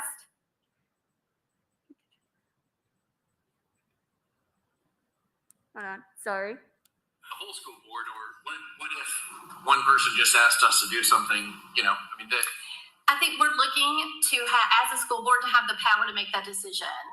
okay, So that we have the authorization to have outside counsel. So if this body were to approve this, you would all still go back and vote on it within your governing body, whether to take action on that or not? Correct. Okay, all right. So along with that, to which the school board had already stated, and it was stated by Butte during that meeting. In fact, at the last meeting on February 9th, a motion was made to allow the department to continue the law department. Now they have heard all the board's thoughts to do everything they feel is possible as quickly as they can that does not violate rules or jeopardize the case. That's the official act of the Board of Education, not the request of the 2 board members that are making here. To which that violates to number 4, to work harmoniously with other board members without trying to either dominate the board. 5, to vote or act impartially on the good of the school board. 6, to accept the will of the majority vote in all cases and give support in the resulting action. 3 board members of education are trying to dominate the board by posing as the school board at the county commission meeting. They are acting in their will and not impartially for the good of the school system. They didn't accept the Board of Education's vote to continue to use the law director, so they went to the county commission meeting to get a different answer. Thank you for your time. Thank you. Next, we have Christina Gearman. Please state your name and county your residence, and you'll have 3 minutes to speak. You said it right. It's Gehrman, Christina Gehrman, Knox County, District 1. So I want to say first how grateful I am for the mask mandate that's been in place this year, which allowed my child to safely attend school in person. But I would also like to observe that had this board followed its own stated policies with regard to COVID protocols at the start of this school year, the beautiful children of my neighbors who spoke earlier might have been more lovingly, more flexibly, more appropriately, and much less expensively accommodated. A version of the following complaint was submitted to the board's ethics committee by Samantha Howell Singh, who could not be here today. Since her complaint was dismissed by the committee along with many others, I will state it briefly now to make it a matter of public record. The Knox County Board of Education Code of Ethics Section B220 states that no public officer shall corruptly use or attempt to use his or her official position to secure a special privilege, benefit, or exemption for himself, herself, or others. In Samantha's words, quote, when Betsy Henderson, Christy, and Susan Horn attended county commission meetings as school board members and sent a resolution forward to the county commission to seek outside counsel, after the board voted against that motion, they were in violation, end quote, of B220. As an illustration, consider the following from the February 14th commission meeting transcript. Larson J., why didn't the board vote unilaterally for us to do the action that is before us? Betsy Henderson, I did make a motion at the last school board meeting. I did have a letter that did not make it around to all of the school board members that evening, and according to the county charter, the action is up to the county commission. They don't need a vote from school board. So I said I was going to take this to county commission either way. Jay, are you all acting on behalf of the whole school board or just one person? Henderson, we're looking as a school board to have the power to make that decision.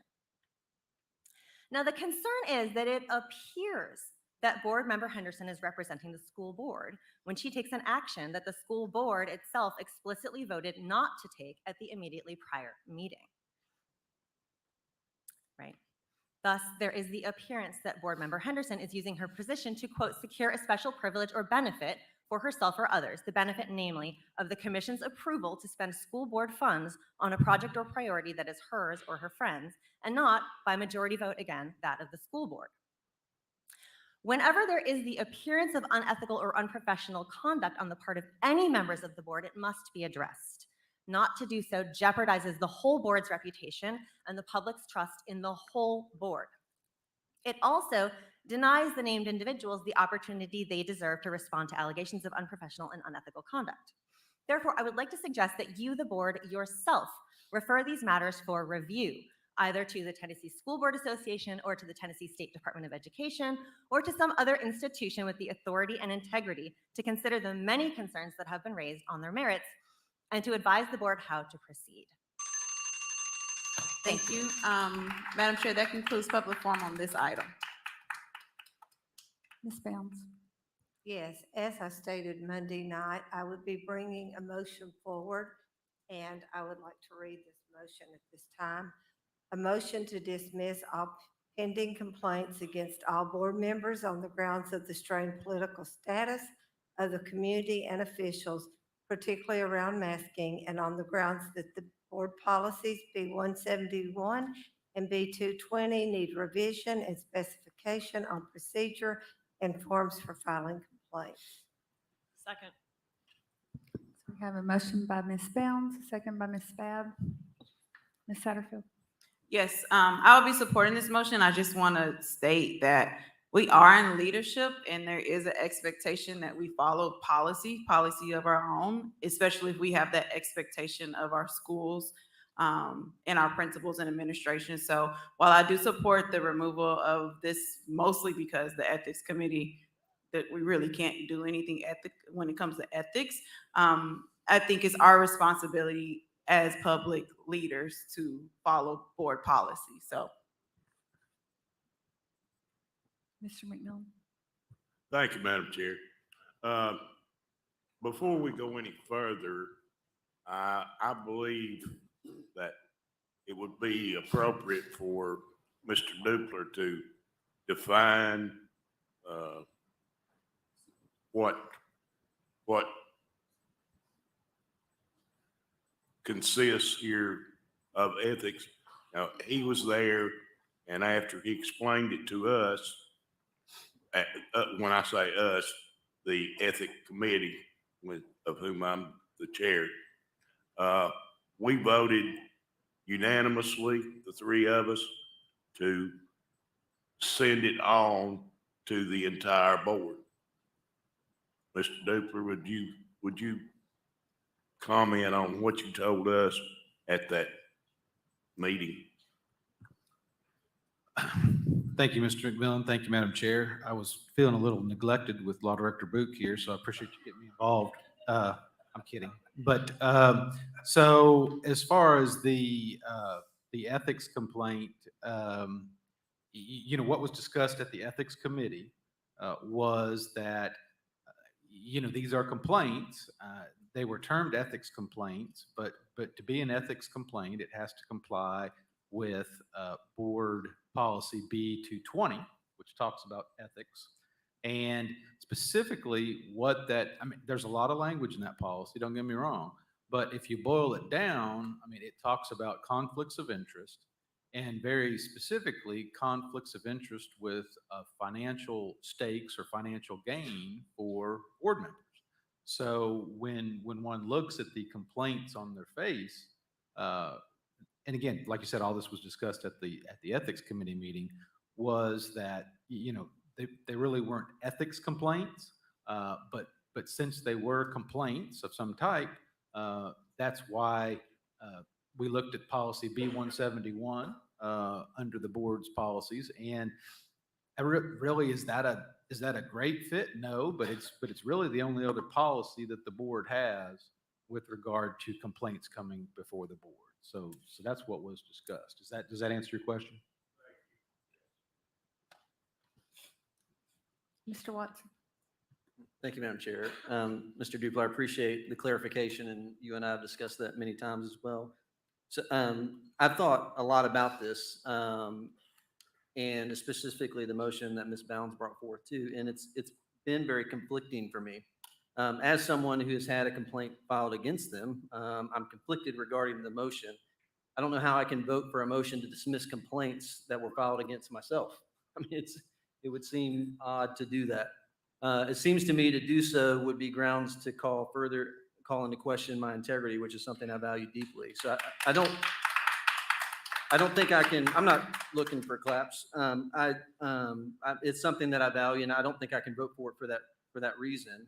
That being said, I do believe that this board and pockets of the community, as the motion states, at large have been strained due to political and culture wars throughout this pandemic due to mass mandates and a whole list of other very tenuous issues in our community over that period of time.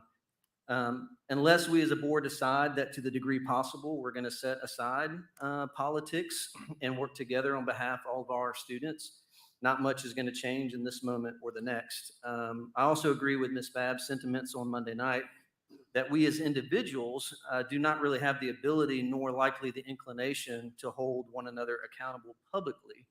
We just don't have the process for such a thing. I mean, which Ms. Bound's motion also speaks to. We know that policy B-171 is not really designed to hold the board accountable to itself. We are really ultimately accountable to the public.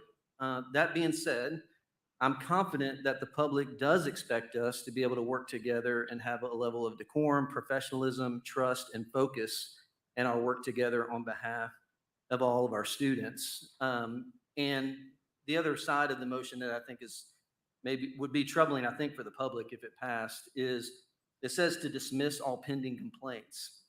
So we're saying that we are accountable to the public. The public is trying to hold us accountable, and then we're possibly putting a motion forth to dismiss their complaints.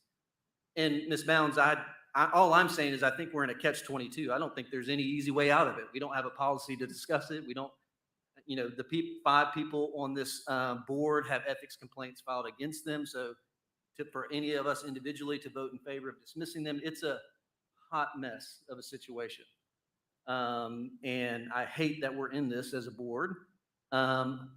Many of us who have traveled to TSBA events together, we have board members at those who say from across the state, we love watching your board meetings. And it's not a compliment. It's like, man, that is messed up, some of the things that's happening. And that's not an indictment on any one board member. All I'm trying to do is call us to something better. And I think as we move toward the end of hopefully all the issues related to this pandemic, that we can recenter ourselves, because I think that's needed for the benefit of our students and for the public and our educators. So thank you. Ms. Owen. Thank you, Madam Chair. I agree with Mr. Watson's assertion that it would be problematic for me to vote in favor of dismissing complaints against myself. So I definitely will not be doing that. We have several ways that the community can come to us and ask to be heard. They can come to public forum. They can follow policy B-171, which has the last section is appeals to the board. And it says that certain matters relating to the operation of the school system may be appealed to the board. However, the board desires that all matters be settled at the lowest level of responsibility and will not hear complaints or concerns which have not advanced through the proper administrative procedure from the point of origin. Well, we are our own lowest point in that. So there's really no one else that can hear this but us. If all administrative channels have been exhausted and there is still a desire to appeal to the board, the matter shall be referred in writing to the board, and the board shall determine whether to hear the appeal. And that is where we are right now. As a member of the Ethics Committee, it was my understanding that having determined that these complaints did not fit neatly into the category of ethics, that they fit more in policy. It was my understanding not that we were just throwing them out. And I think there are some board members who feel that because they are not in the ethics category, we shouldn't be hearing them. I believe our point, from my viewpoint on the Ethics Committee, was not that they just be dismissed because they're not ethics complaints, but that they be moved forward as policy complaints. There's been some discussion about the fact that we don't have a clear way for people to make complaints to the board and that we need that before we have this kind of thing. I don't think our failure to create that should be an adequate reason to not allow people to address this board regarding their complaints. We also, in addition to 171, we also have B170, which is specific to public hearings. And being specific to public hearings, it says that any individual requesting a hearing before the board must make such request in writing, stating the purpose of the hearing, the action desired. Then there's some stuff about school assignment. All requests for hearings must be received by the board or director of schools within the time limit prescribed by law for that category of hearing. And I don't see where it is right now, but I believe somewhere in policy, we ask that hearings and appeals be sent to the director 7 days prior to the meeting where they would be heard. We definitely received these well past that.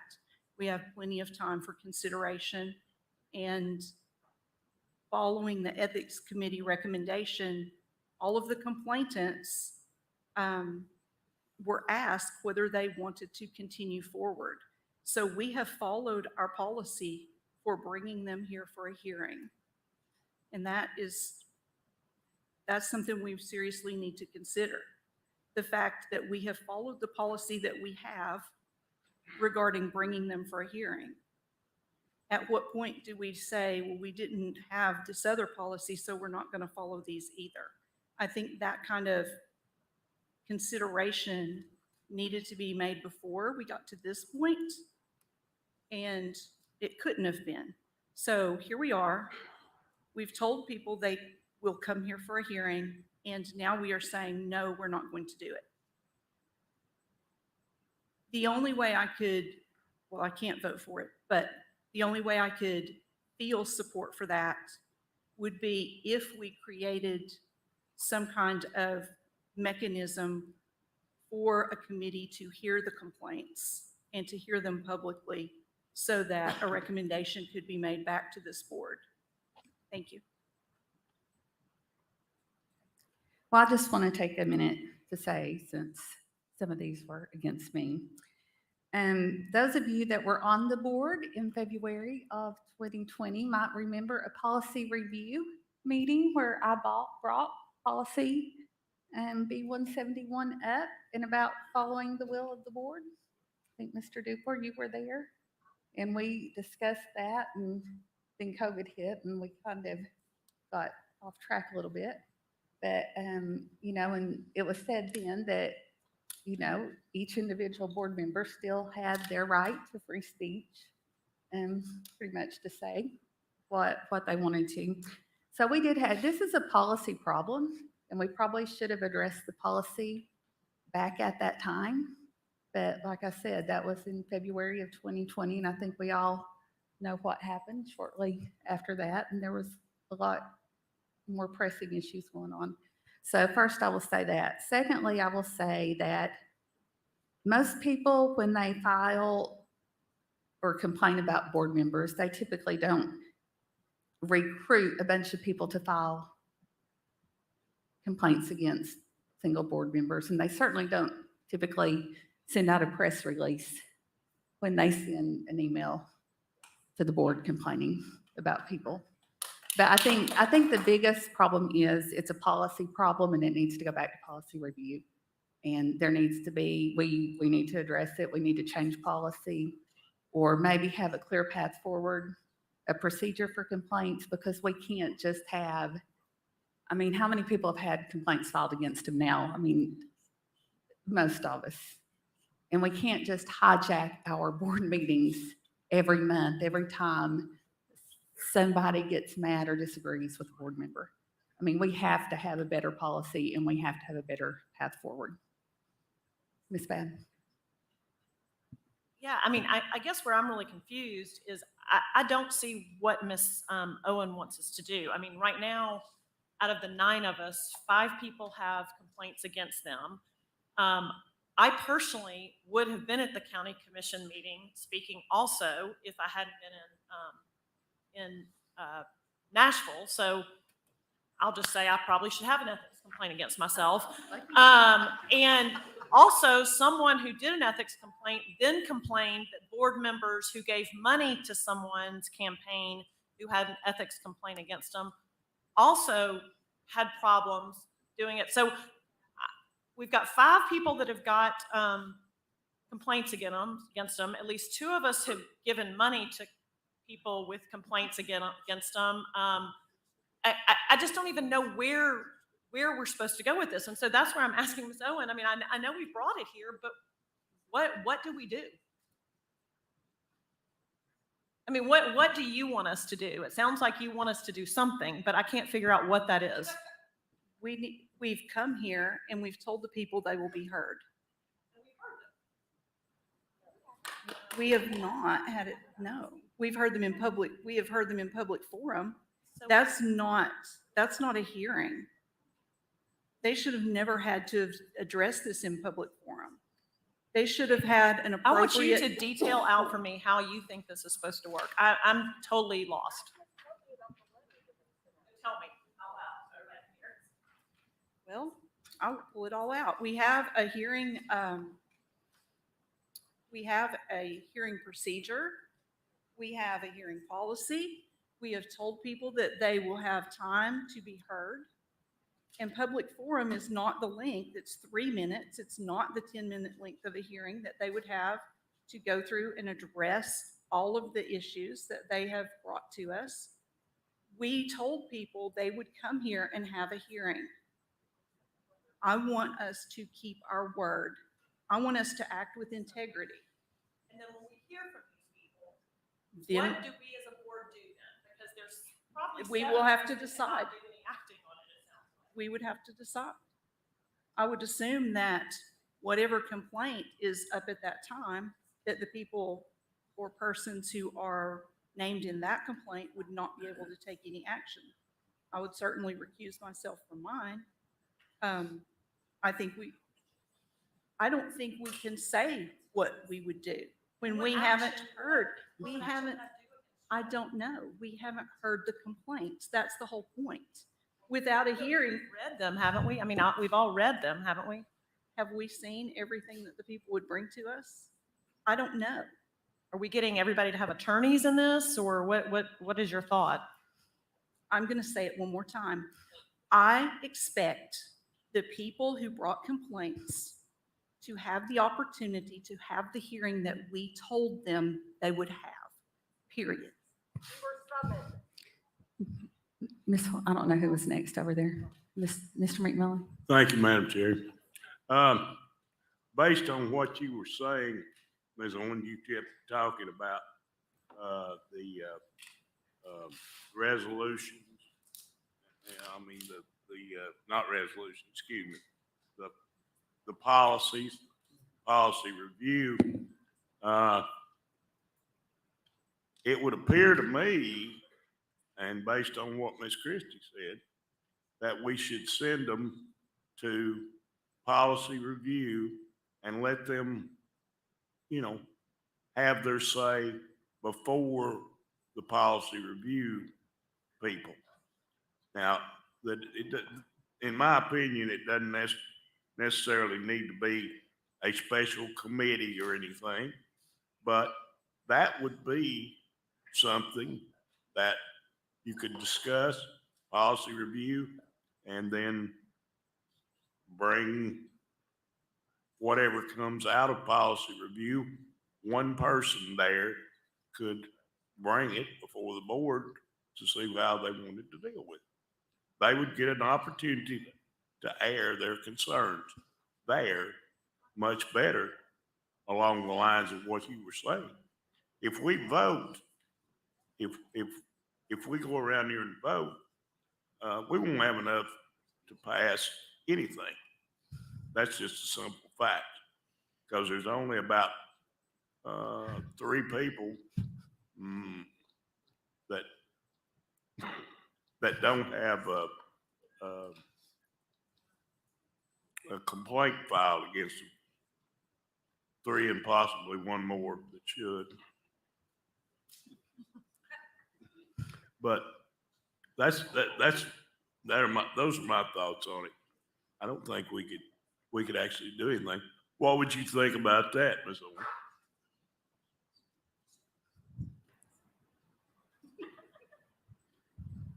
I think that would be an acceptable solution as long as all complainants have an opportunity to be heard and as long as they have adequate time to be able to be there.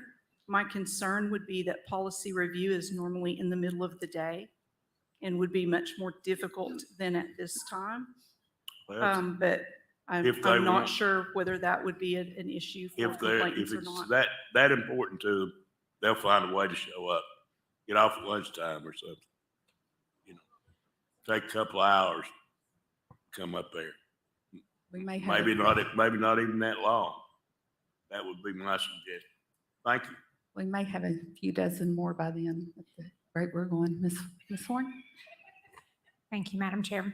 As Ms. Owen stated, we do have multiple avenues for the public to communicate with us. We have public forum monthly on any topic. We have public forum on issues that are on our agenda for work sessions. So we have multiple opportunities for the public to come and give us their input. We are ultimately, as we discussed the other night, we are ultimately accountable to our voters. And those are the people that we represent. The people that I've heard from my district have been supportive of me attending a public meeting and speaking when called upon. So that's, I'm accountable to my voters. Secondly, I'm not sure that providing another stage for people to complain about our policies or the decisions that we've made is going to be productive. I would like to see this board not deal with complaints such as these on and on, but deal with the things that will help kids in schools. And this is a distraction. This distracts from what we need to be focusing on. And it's been a huge distraction over the past 2 weeks, whatever it's been. And I just think that I believe that people need to be heard, but I think we provide a forum for that. And these are not ethics violations, as we've discussed. I think that if we have a true ethics violation, then that's another story, and that needs to be taken extremely seriously. There may be some tweak to policy that we need to discuss in policy review, but I don't feel like, I feel like that we've had people that came and spoke this evening, and we provide a public forum for that purpose. Ms. Satterfield? Thank you, Madam Chair. Just quickly, and I know it was discussed Monday, but I want to lift it up again today. I think this situation has just exposed some gaps that we need to close within our policy, but also in the Ethics Committee, we talked about getting a form on our website to have a more formal process. And so I look forward to seeing that, to be able to make sure that it's vetted completely before it actually goes to the Ethics Committee. But I think that is, this situation exposed a need. And so I guess that's the silver lining in all of this. Ms. Henderson? Thank you, Madam Chair. I just want to say a couple things. I agree with Ms. Christie. This was nothing more than an orchestrated attack on a couple board members. We didn't go prepared to speak to County Commission. We were asked at the meeting to answer questions and asked to be there by County Commission. And, we need to focus these meetings. This has been a huge distraction. One staff member I spoke to last week alone spent 40 hours dealing with this issue in these complaints. 40 hours that were not spent on our children's education. And that's unacceptable. And I think just because you don't agree with the board member, you can't have a hearing every time you just don't like what they have to say. And I said it from the beginning, I will continue to fight for children and I will continue to fight for their freedoms. This is nothing more than a political distraction when we're trying to make a difference for 60,000 students. Thank you. Ms. Owen?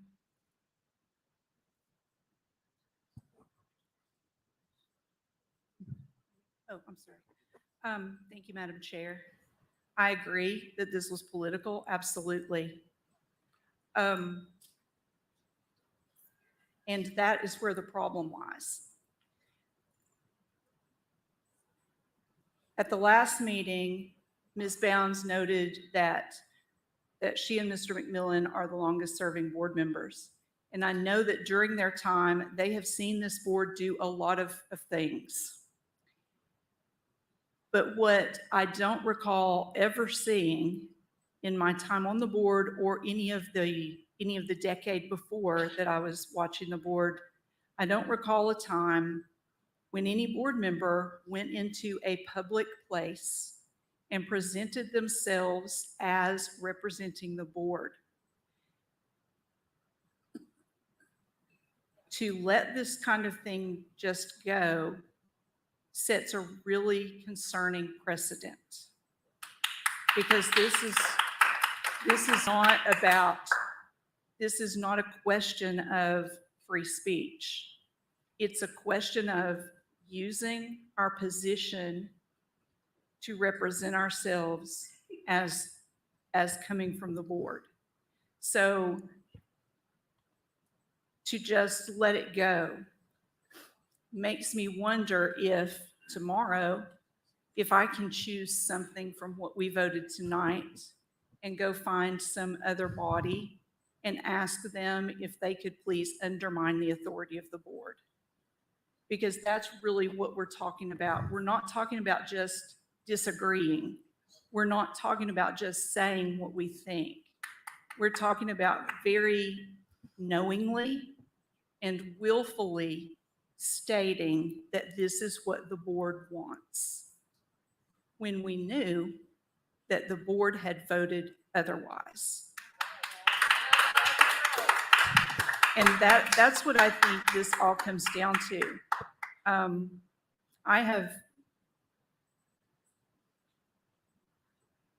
I don't know of any other time I have seen something from a board member that was used as if it came from the whole board.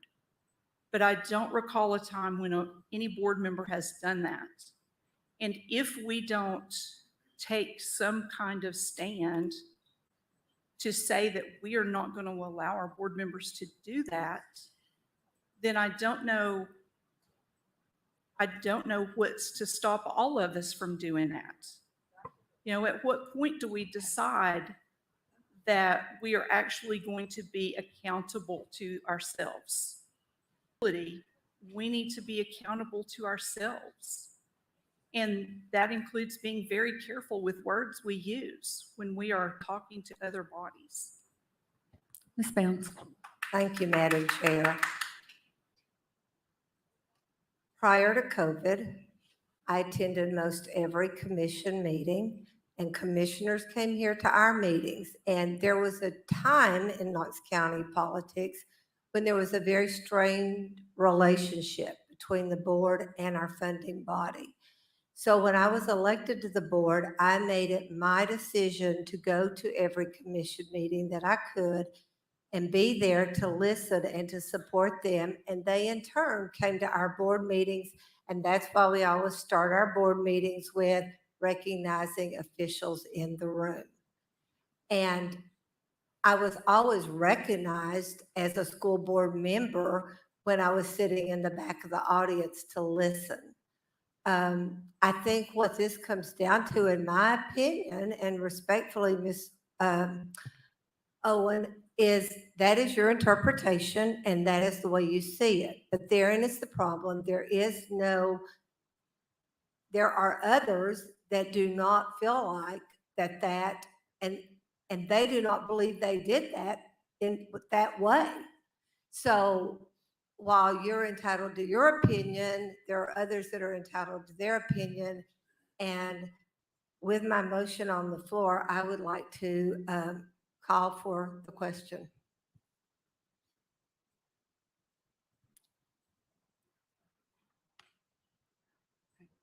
Take a vote.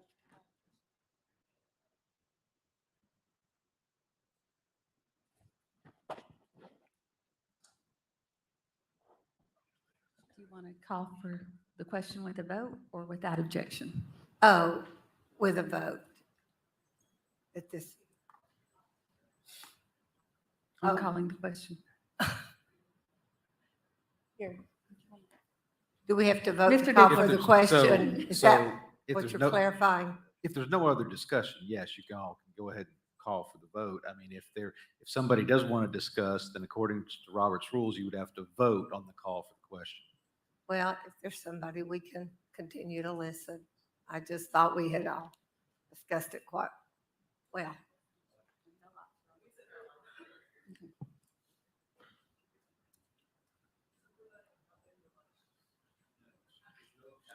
There's no objection. Well, I would object because I have one point, and I will make it quickly. This answers Ms. Babb's earlier question. What would we know that we don't know now? The Ethics Committee, when we first discussed meeting, we expected to see the video of that commission meeting. We did not see that. We next expected to see that tonight, and I have not yet seen that tonight. That may make a difference in someone's perspective of what was actually said. So whether it's opinion or whether it's what was actually said, we have not seen evidence to support that. Ms. Babb. Yeah, I'd like to make a point as long as we're not doing call for the question, because I too sort of agree on different perspectives. And what I look at as, there are definitely some different complaints, but one of the main complaints is about our school board members going before county commission. And I saw them going to county commission to ask for the permission to us being able to vote on what we voted on tonight. We as a board, or at least I interpreted it, and I think some other people did too, we were not even granted the permission, and we kept being told we did not have any authority through the charter to hire another lawyer. We kept being told that, and we kept being told that. And so I see the board members going, and they were not saying they had the right to make that decision, because our board tonight could have voted, and it was a split vote tonight. What they were asking is just for the ability for our board to bring that up for a vote. And I completely support them in that. I think they came as individuals. If I had been at that board meeting, county commission meeting, and been brought up, I would have had the same plea to our county commissioners. You know, once again, our David Book does not have to even grant it. I mean, it's up to him. We can only ask him for that. And that is all we were asking for, or that's all these three were asking for. So I just have a hard time. I mean, I know you want to see the video. We've had some people who've said recordings of it. We've had transcripts. We've had the ability to go back and watch the YouTube of county commission meetings. And I just think there's a different interpretation. I think you feel people have done one thing. Patty kind of interprets a different way. I do too. So I'm just kind of over this, to be honest with you. So, Mr. Dufour did give some clarification there. So with the call for the question, if she got a second, we could vote on calling for the question, just to throw that out there. So, Ms. Satterfield. I just have a quick question for you, Board Member Henderson. Do you speak for Knox County Schools Board of Education? I speak as Betsy Henderson, not for the school, the entire school board.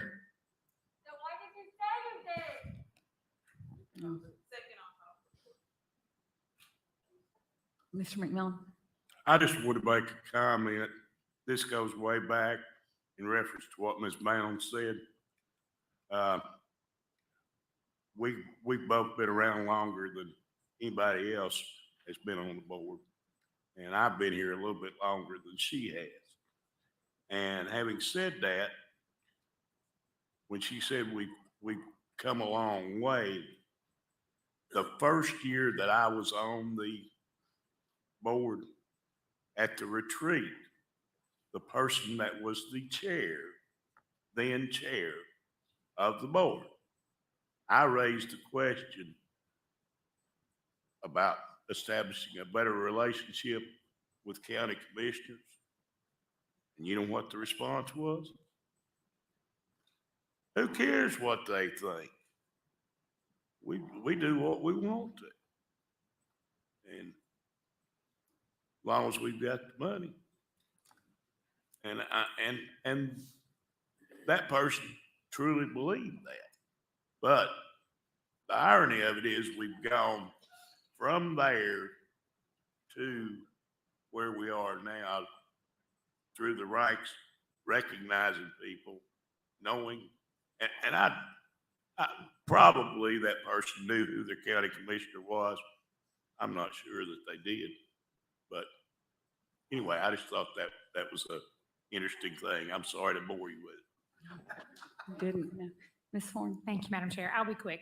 I just wanted to state that on that afternoon, I called Commissioner Schoonmaker because I had heard that there was going to be some sort of mass conversation at that meeting.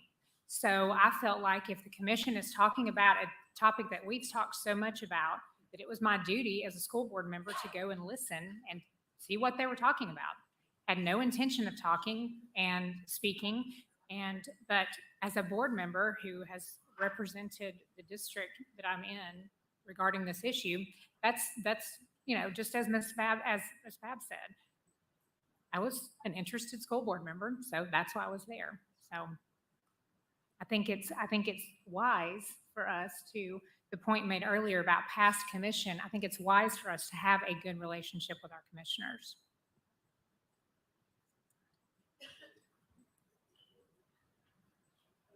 Okay. Right.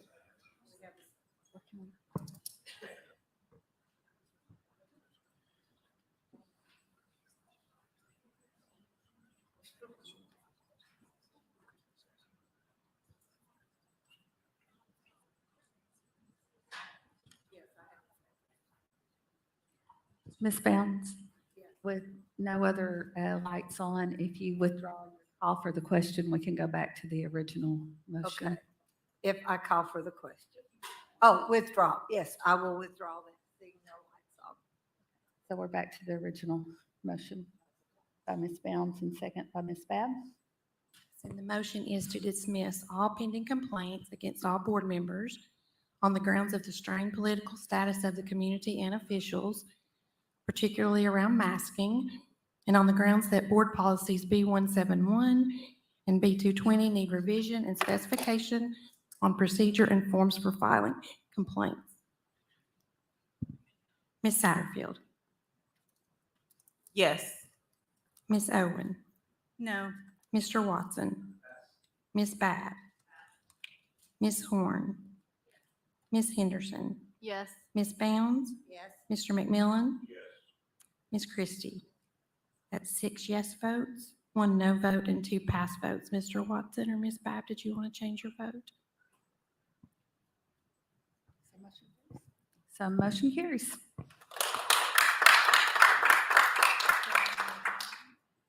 And then we had an item added, 12H, discussion and possible action by which the Board of Education will enter into mediation in the active mass case. So that was yours. Did we? Make a motion for discussion and possible action regarding the means in which Knox County Board of Education will expeditiously enter into mediation with the plaintiffs in the active mass. Yeah, will you read it one more time? Sorry. Motion for discussion and possible action regarding means in which the Knox County Board of Education will expeditiously enter into mediation with the plaintiffs in the original active mass case. So a motion by Mr. Watson, a second by Ms. Satterfield. And Mr. Dufour, did you want to speak to that? Just kind of maybe to let the public go on record maybe as to. Sure, I'll be happy to. Thank you, Madam Chair. So as we talked about Monday night, Judge Greer with the Federal District Court has ordered this board to mediate, as well as the plaintiffs in the original mass case, as Mr. Watson has stated. So what does that mean? Well, so the board, being a public body, really has two good choices here as to how to mediate. The first one would be something similar to what this board's already decided as far as negotiation.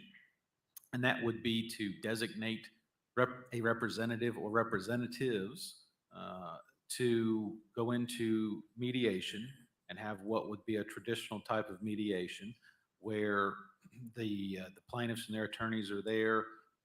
We would be there representing the board as well as the designees, and then we would mediate as is commonly seen.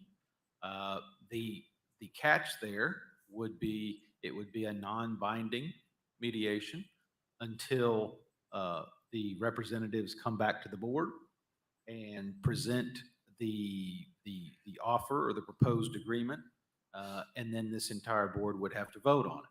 Presumably that would take the form of a special called meeting, but that is what would have to occur. And then the other catch, if you will, would be that there could be some type of misgivings between the time of the mediation and the time that the board takes it up. So that's option one. Option two would be a mediation that would probably be fairly unique. It would be a combination of an open meeting of the board because, as I state regularly before this board cannot deliberate in secret. I mean, it would have to deliberate in public. We would alternate between an executive session and a public meeting. In executive session, I and my colleagues could speak to the board and talk about legal issues, and then once the board comes back into public session, I mean, the board would then deliberate whatever the offer or demand is that's on the table at that time. It would all occur in a sequence, and something like that would take, at least probably half a day, if not a full day. So that's kind of your basics. Mr. Watson. Thank you, Madam Chair. Thank you, Mr. Dupler.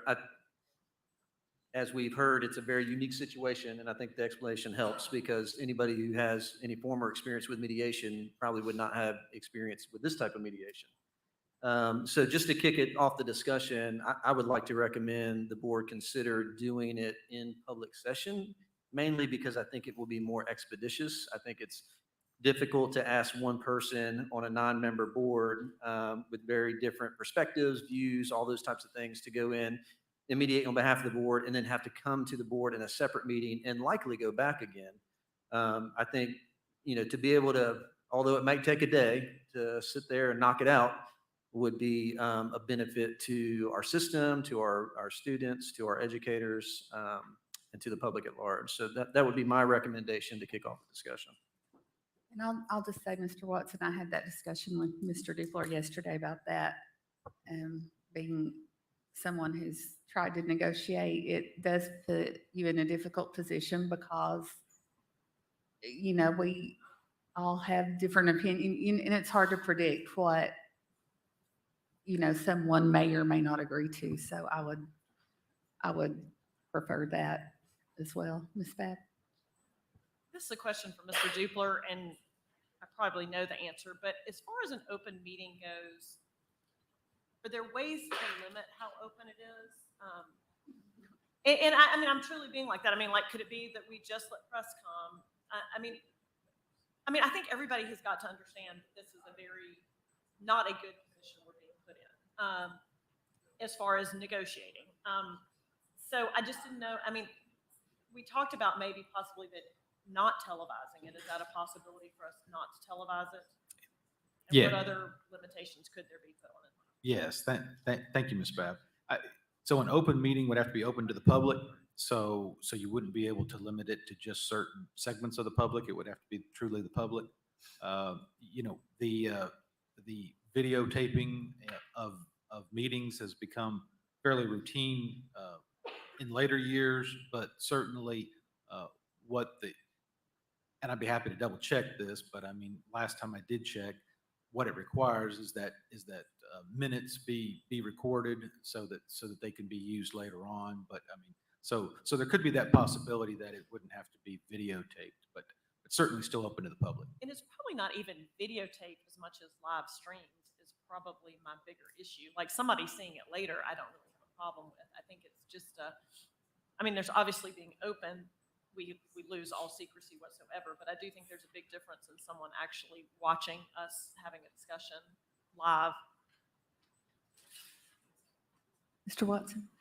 Thank you, Madam Chair. And to your point, Ms. Babb, I think, the other thing that you have to think about whenever you're thinking about mediation and negotiation is that in some ways to do it effectively, you need to be able to be private to a degree.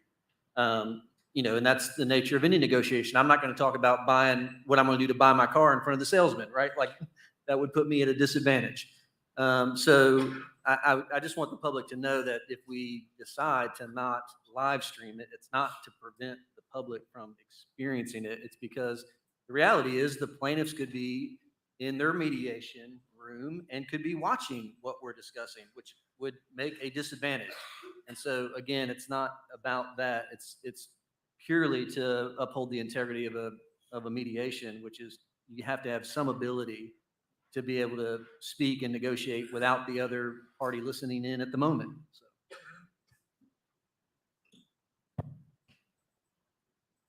Ms. Babb?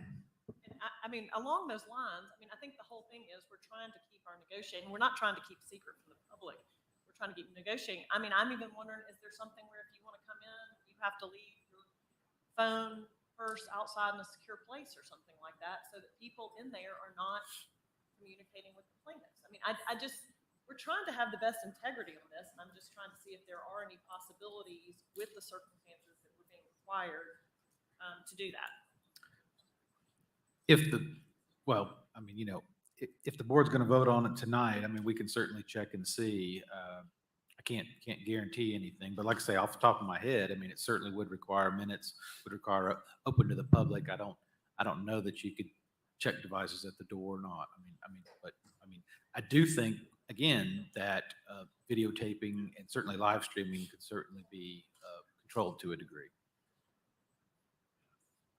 Thank you, Madam Chair. So to your point, we could, in this body tonight, make a motion to check in devices, and then you could check retroactively to see if that's even possible. And if it's not, then it would just be moot, correct?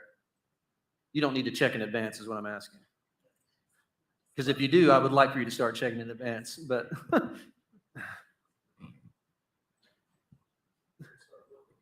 That'd be great. Let's keep talking, guys. Keep talking. Ms. Satterfield? We will also need to spend today on selecting a date. Right? No. Ooh. Don't get ahead. Don't get ahead.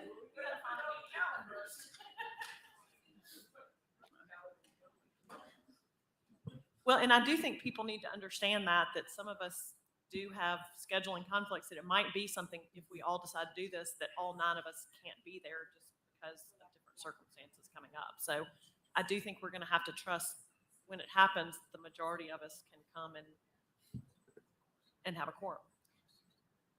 Ms. Horn? Thank you, Madam Chair. Mr. Dupler, I thought about this kind of after, as just in thinking about this just before this meeting. Would it be helpful to, okay, even if we have if we're kind of mediating in real time, but prior to that, would it be helpful or would it be appropriate for each board member to give you the, kind of a listing of their thoughts on the issue so that you know that ahead of time? Like we would, does that make sense, my question? It does. Thank you, Ms. Horn. And I was just looking, I mean, again, the basic requirements of the Open Meetings Act is that it's a public meeting. So again, open to the public, and that it be properly noticed. And then again, they obviously have to have minutes. So again, I mean, I think there is a possibility of doing some type of, video restrictions. Now, as far as what you're saying, Ms. Horn, certainly, I mean, individual board members are free to communicate with our office at any time, as long as you are not conversing with other board members and then making it a group. So individually, yes. So we just have discussion on the floor. So if we want to take like a 10-minute break while he researches this, and then we can come back and, because we don't have a motion on the floor about it yet. We have a motion. It's for the discussion and It's possible action. discussion, but nobody's made a motion. Well, discussion and possible action, correct? Right, but nobody's made a motion for action, so we can take a. I'm trying to short- knock one out real quick.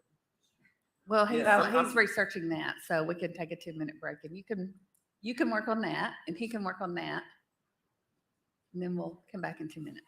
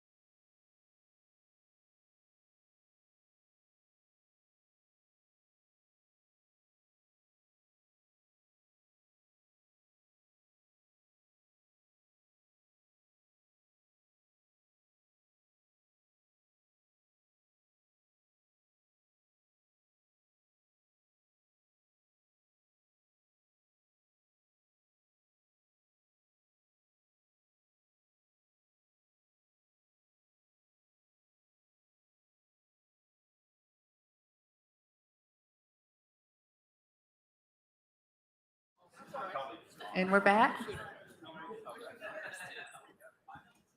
So, Mr. Watson. Thank you, Madam Chair. I'd like to put a motion before the board. I make a motion for the Knox County Board of Education to enter into mediation with the plaintiffs in the original mass case as a full body with a minimum of 5 members present and a publicly noticed open meeting to be scheduled once a mediator has been assigned. The mediation will occur under rules dictating federal mediation and not be live streamed. So we have a motion by Mr. Watson and a second by Ms. Horn. Anybody second? Yeah. So is there any discussion? Okay. Yeah. Do you want to do a roll call? We need a roll call. Yeah, go ahead. Ms. Satterfield? Yes. Ms. Owen? Yes. Mr. Watson? Ms. Babb? Ms. Horn? Ms. Henderson? Ms. Bounds? Mr. McMillan? Ms. Christie? Yes. That's 9 yes votes. So motion carries. That's our last agenda, right? We have public forum. All right, Madam Chair, we do have public forum. First person we have Andrea Pfister. I'm sorry, I butchered that. No, not here? Okay. Next, we have Keith Britt. Please state your name, county your residence, and you will have 3 minutes to speak. Hi, Keith Britt, 506 Knowlton Drive, 37919. I hate to be the one to tell you this, but you guys have turned this board into a sideshow circus. We've been here for 2.5 hours. We spent 25 minutes on things that actually affected students, teachers, and parents. The rest of it was political nonsense.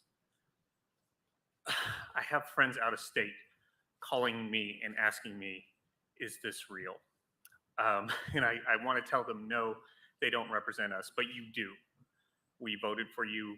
That's why you're here, because we're a representative democracy. We have $114 million in one-time funding coming from the federal government that you guys need to figure out how to invest wisely in our students and our teachers.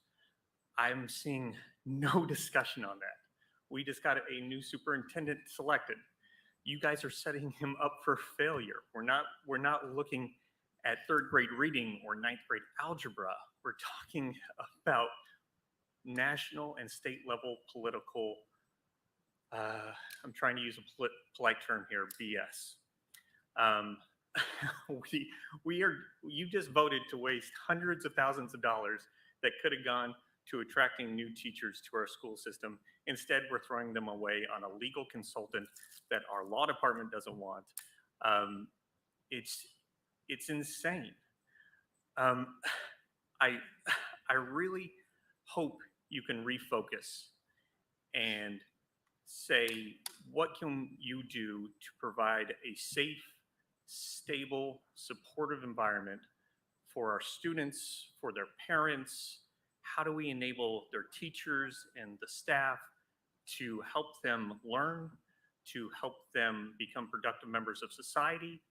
And can we please, even though we are now dividing into Dem and Republican factions, can we please keep politics off this board? You're obligated to listen to public forum. They can say whatever they want when they come up here, but you don't have to feed into it. You do not need to agitate it. You don't need to incite it. Please, please, please refocus your attention to our students, our parents, and our teachers. Thank you. Next, we have Lance McCoy. Please state your name, county, and residence, and you have 3 minutes to speak. Lance McCoy, Knox County. It's sort of hard to follow the gentleman before me because I don't really disagree with much he said, but I do want to say that, you know, as much as I would wish, and I think everybody would wish that political things would go away, they haven't. I'm not sure that they will, but I do really want to say, you know, we've got a very good school system and we've got a very good school board. And actually, I really want to commend all of you for the hard work you've done. There's a lot of different perspectives. I think that 95% 99% of what the board attends to, you guys are on the same page. There's a few little things where you're off, and that's sucking up a lot of time. But there are things you got to pay attention. I mean, I couldn't tell you that you've had a way not to talk about a lot of this stuff. But you fought your way through it. You've treated each other with respect. And that's really important. You guys are the leaders of our community, and you have, maybe with a few mistakes, set a good example of working through things and hearing each other and trying to find a mutual agreement. So I appreciate that. I think the community appreciates it. It's hard for us to see it a lot of times because we see the noise and the glitter and the fireworks. But if I see behind it, I think, and I hope the community will look behind it and say, really these people are trying to do the best thing that they can. Everybody comes to this board with the best of intentions. And the fact that they disagree about things doesn't mean that the board is a mess. It means that they're dealing with very messy issues. So thank you. I commend you, and I encourage you as soon as you can to get back to the stuff the gentleman before me spoke about. Thank you. Madam Chair, that concludes public forum. All right, meeting adjourned.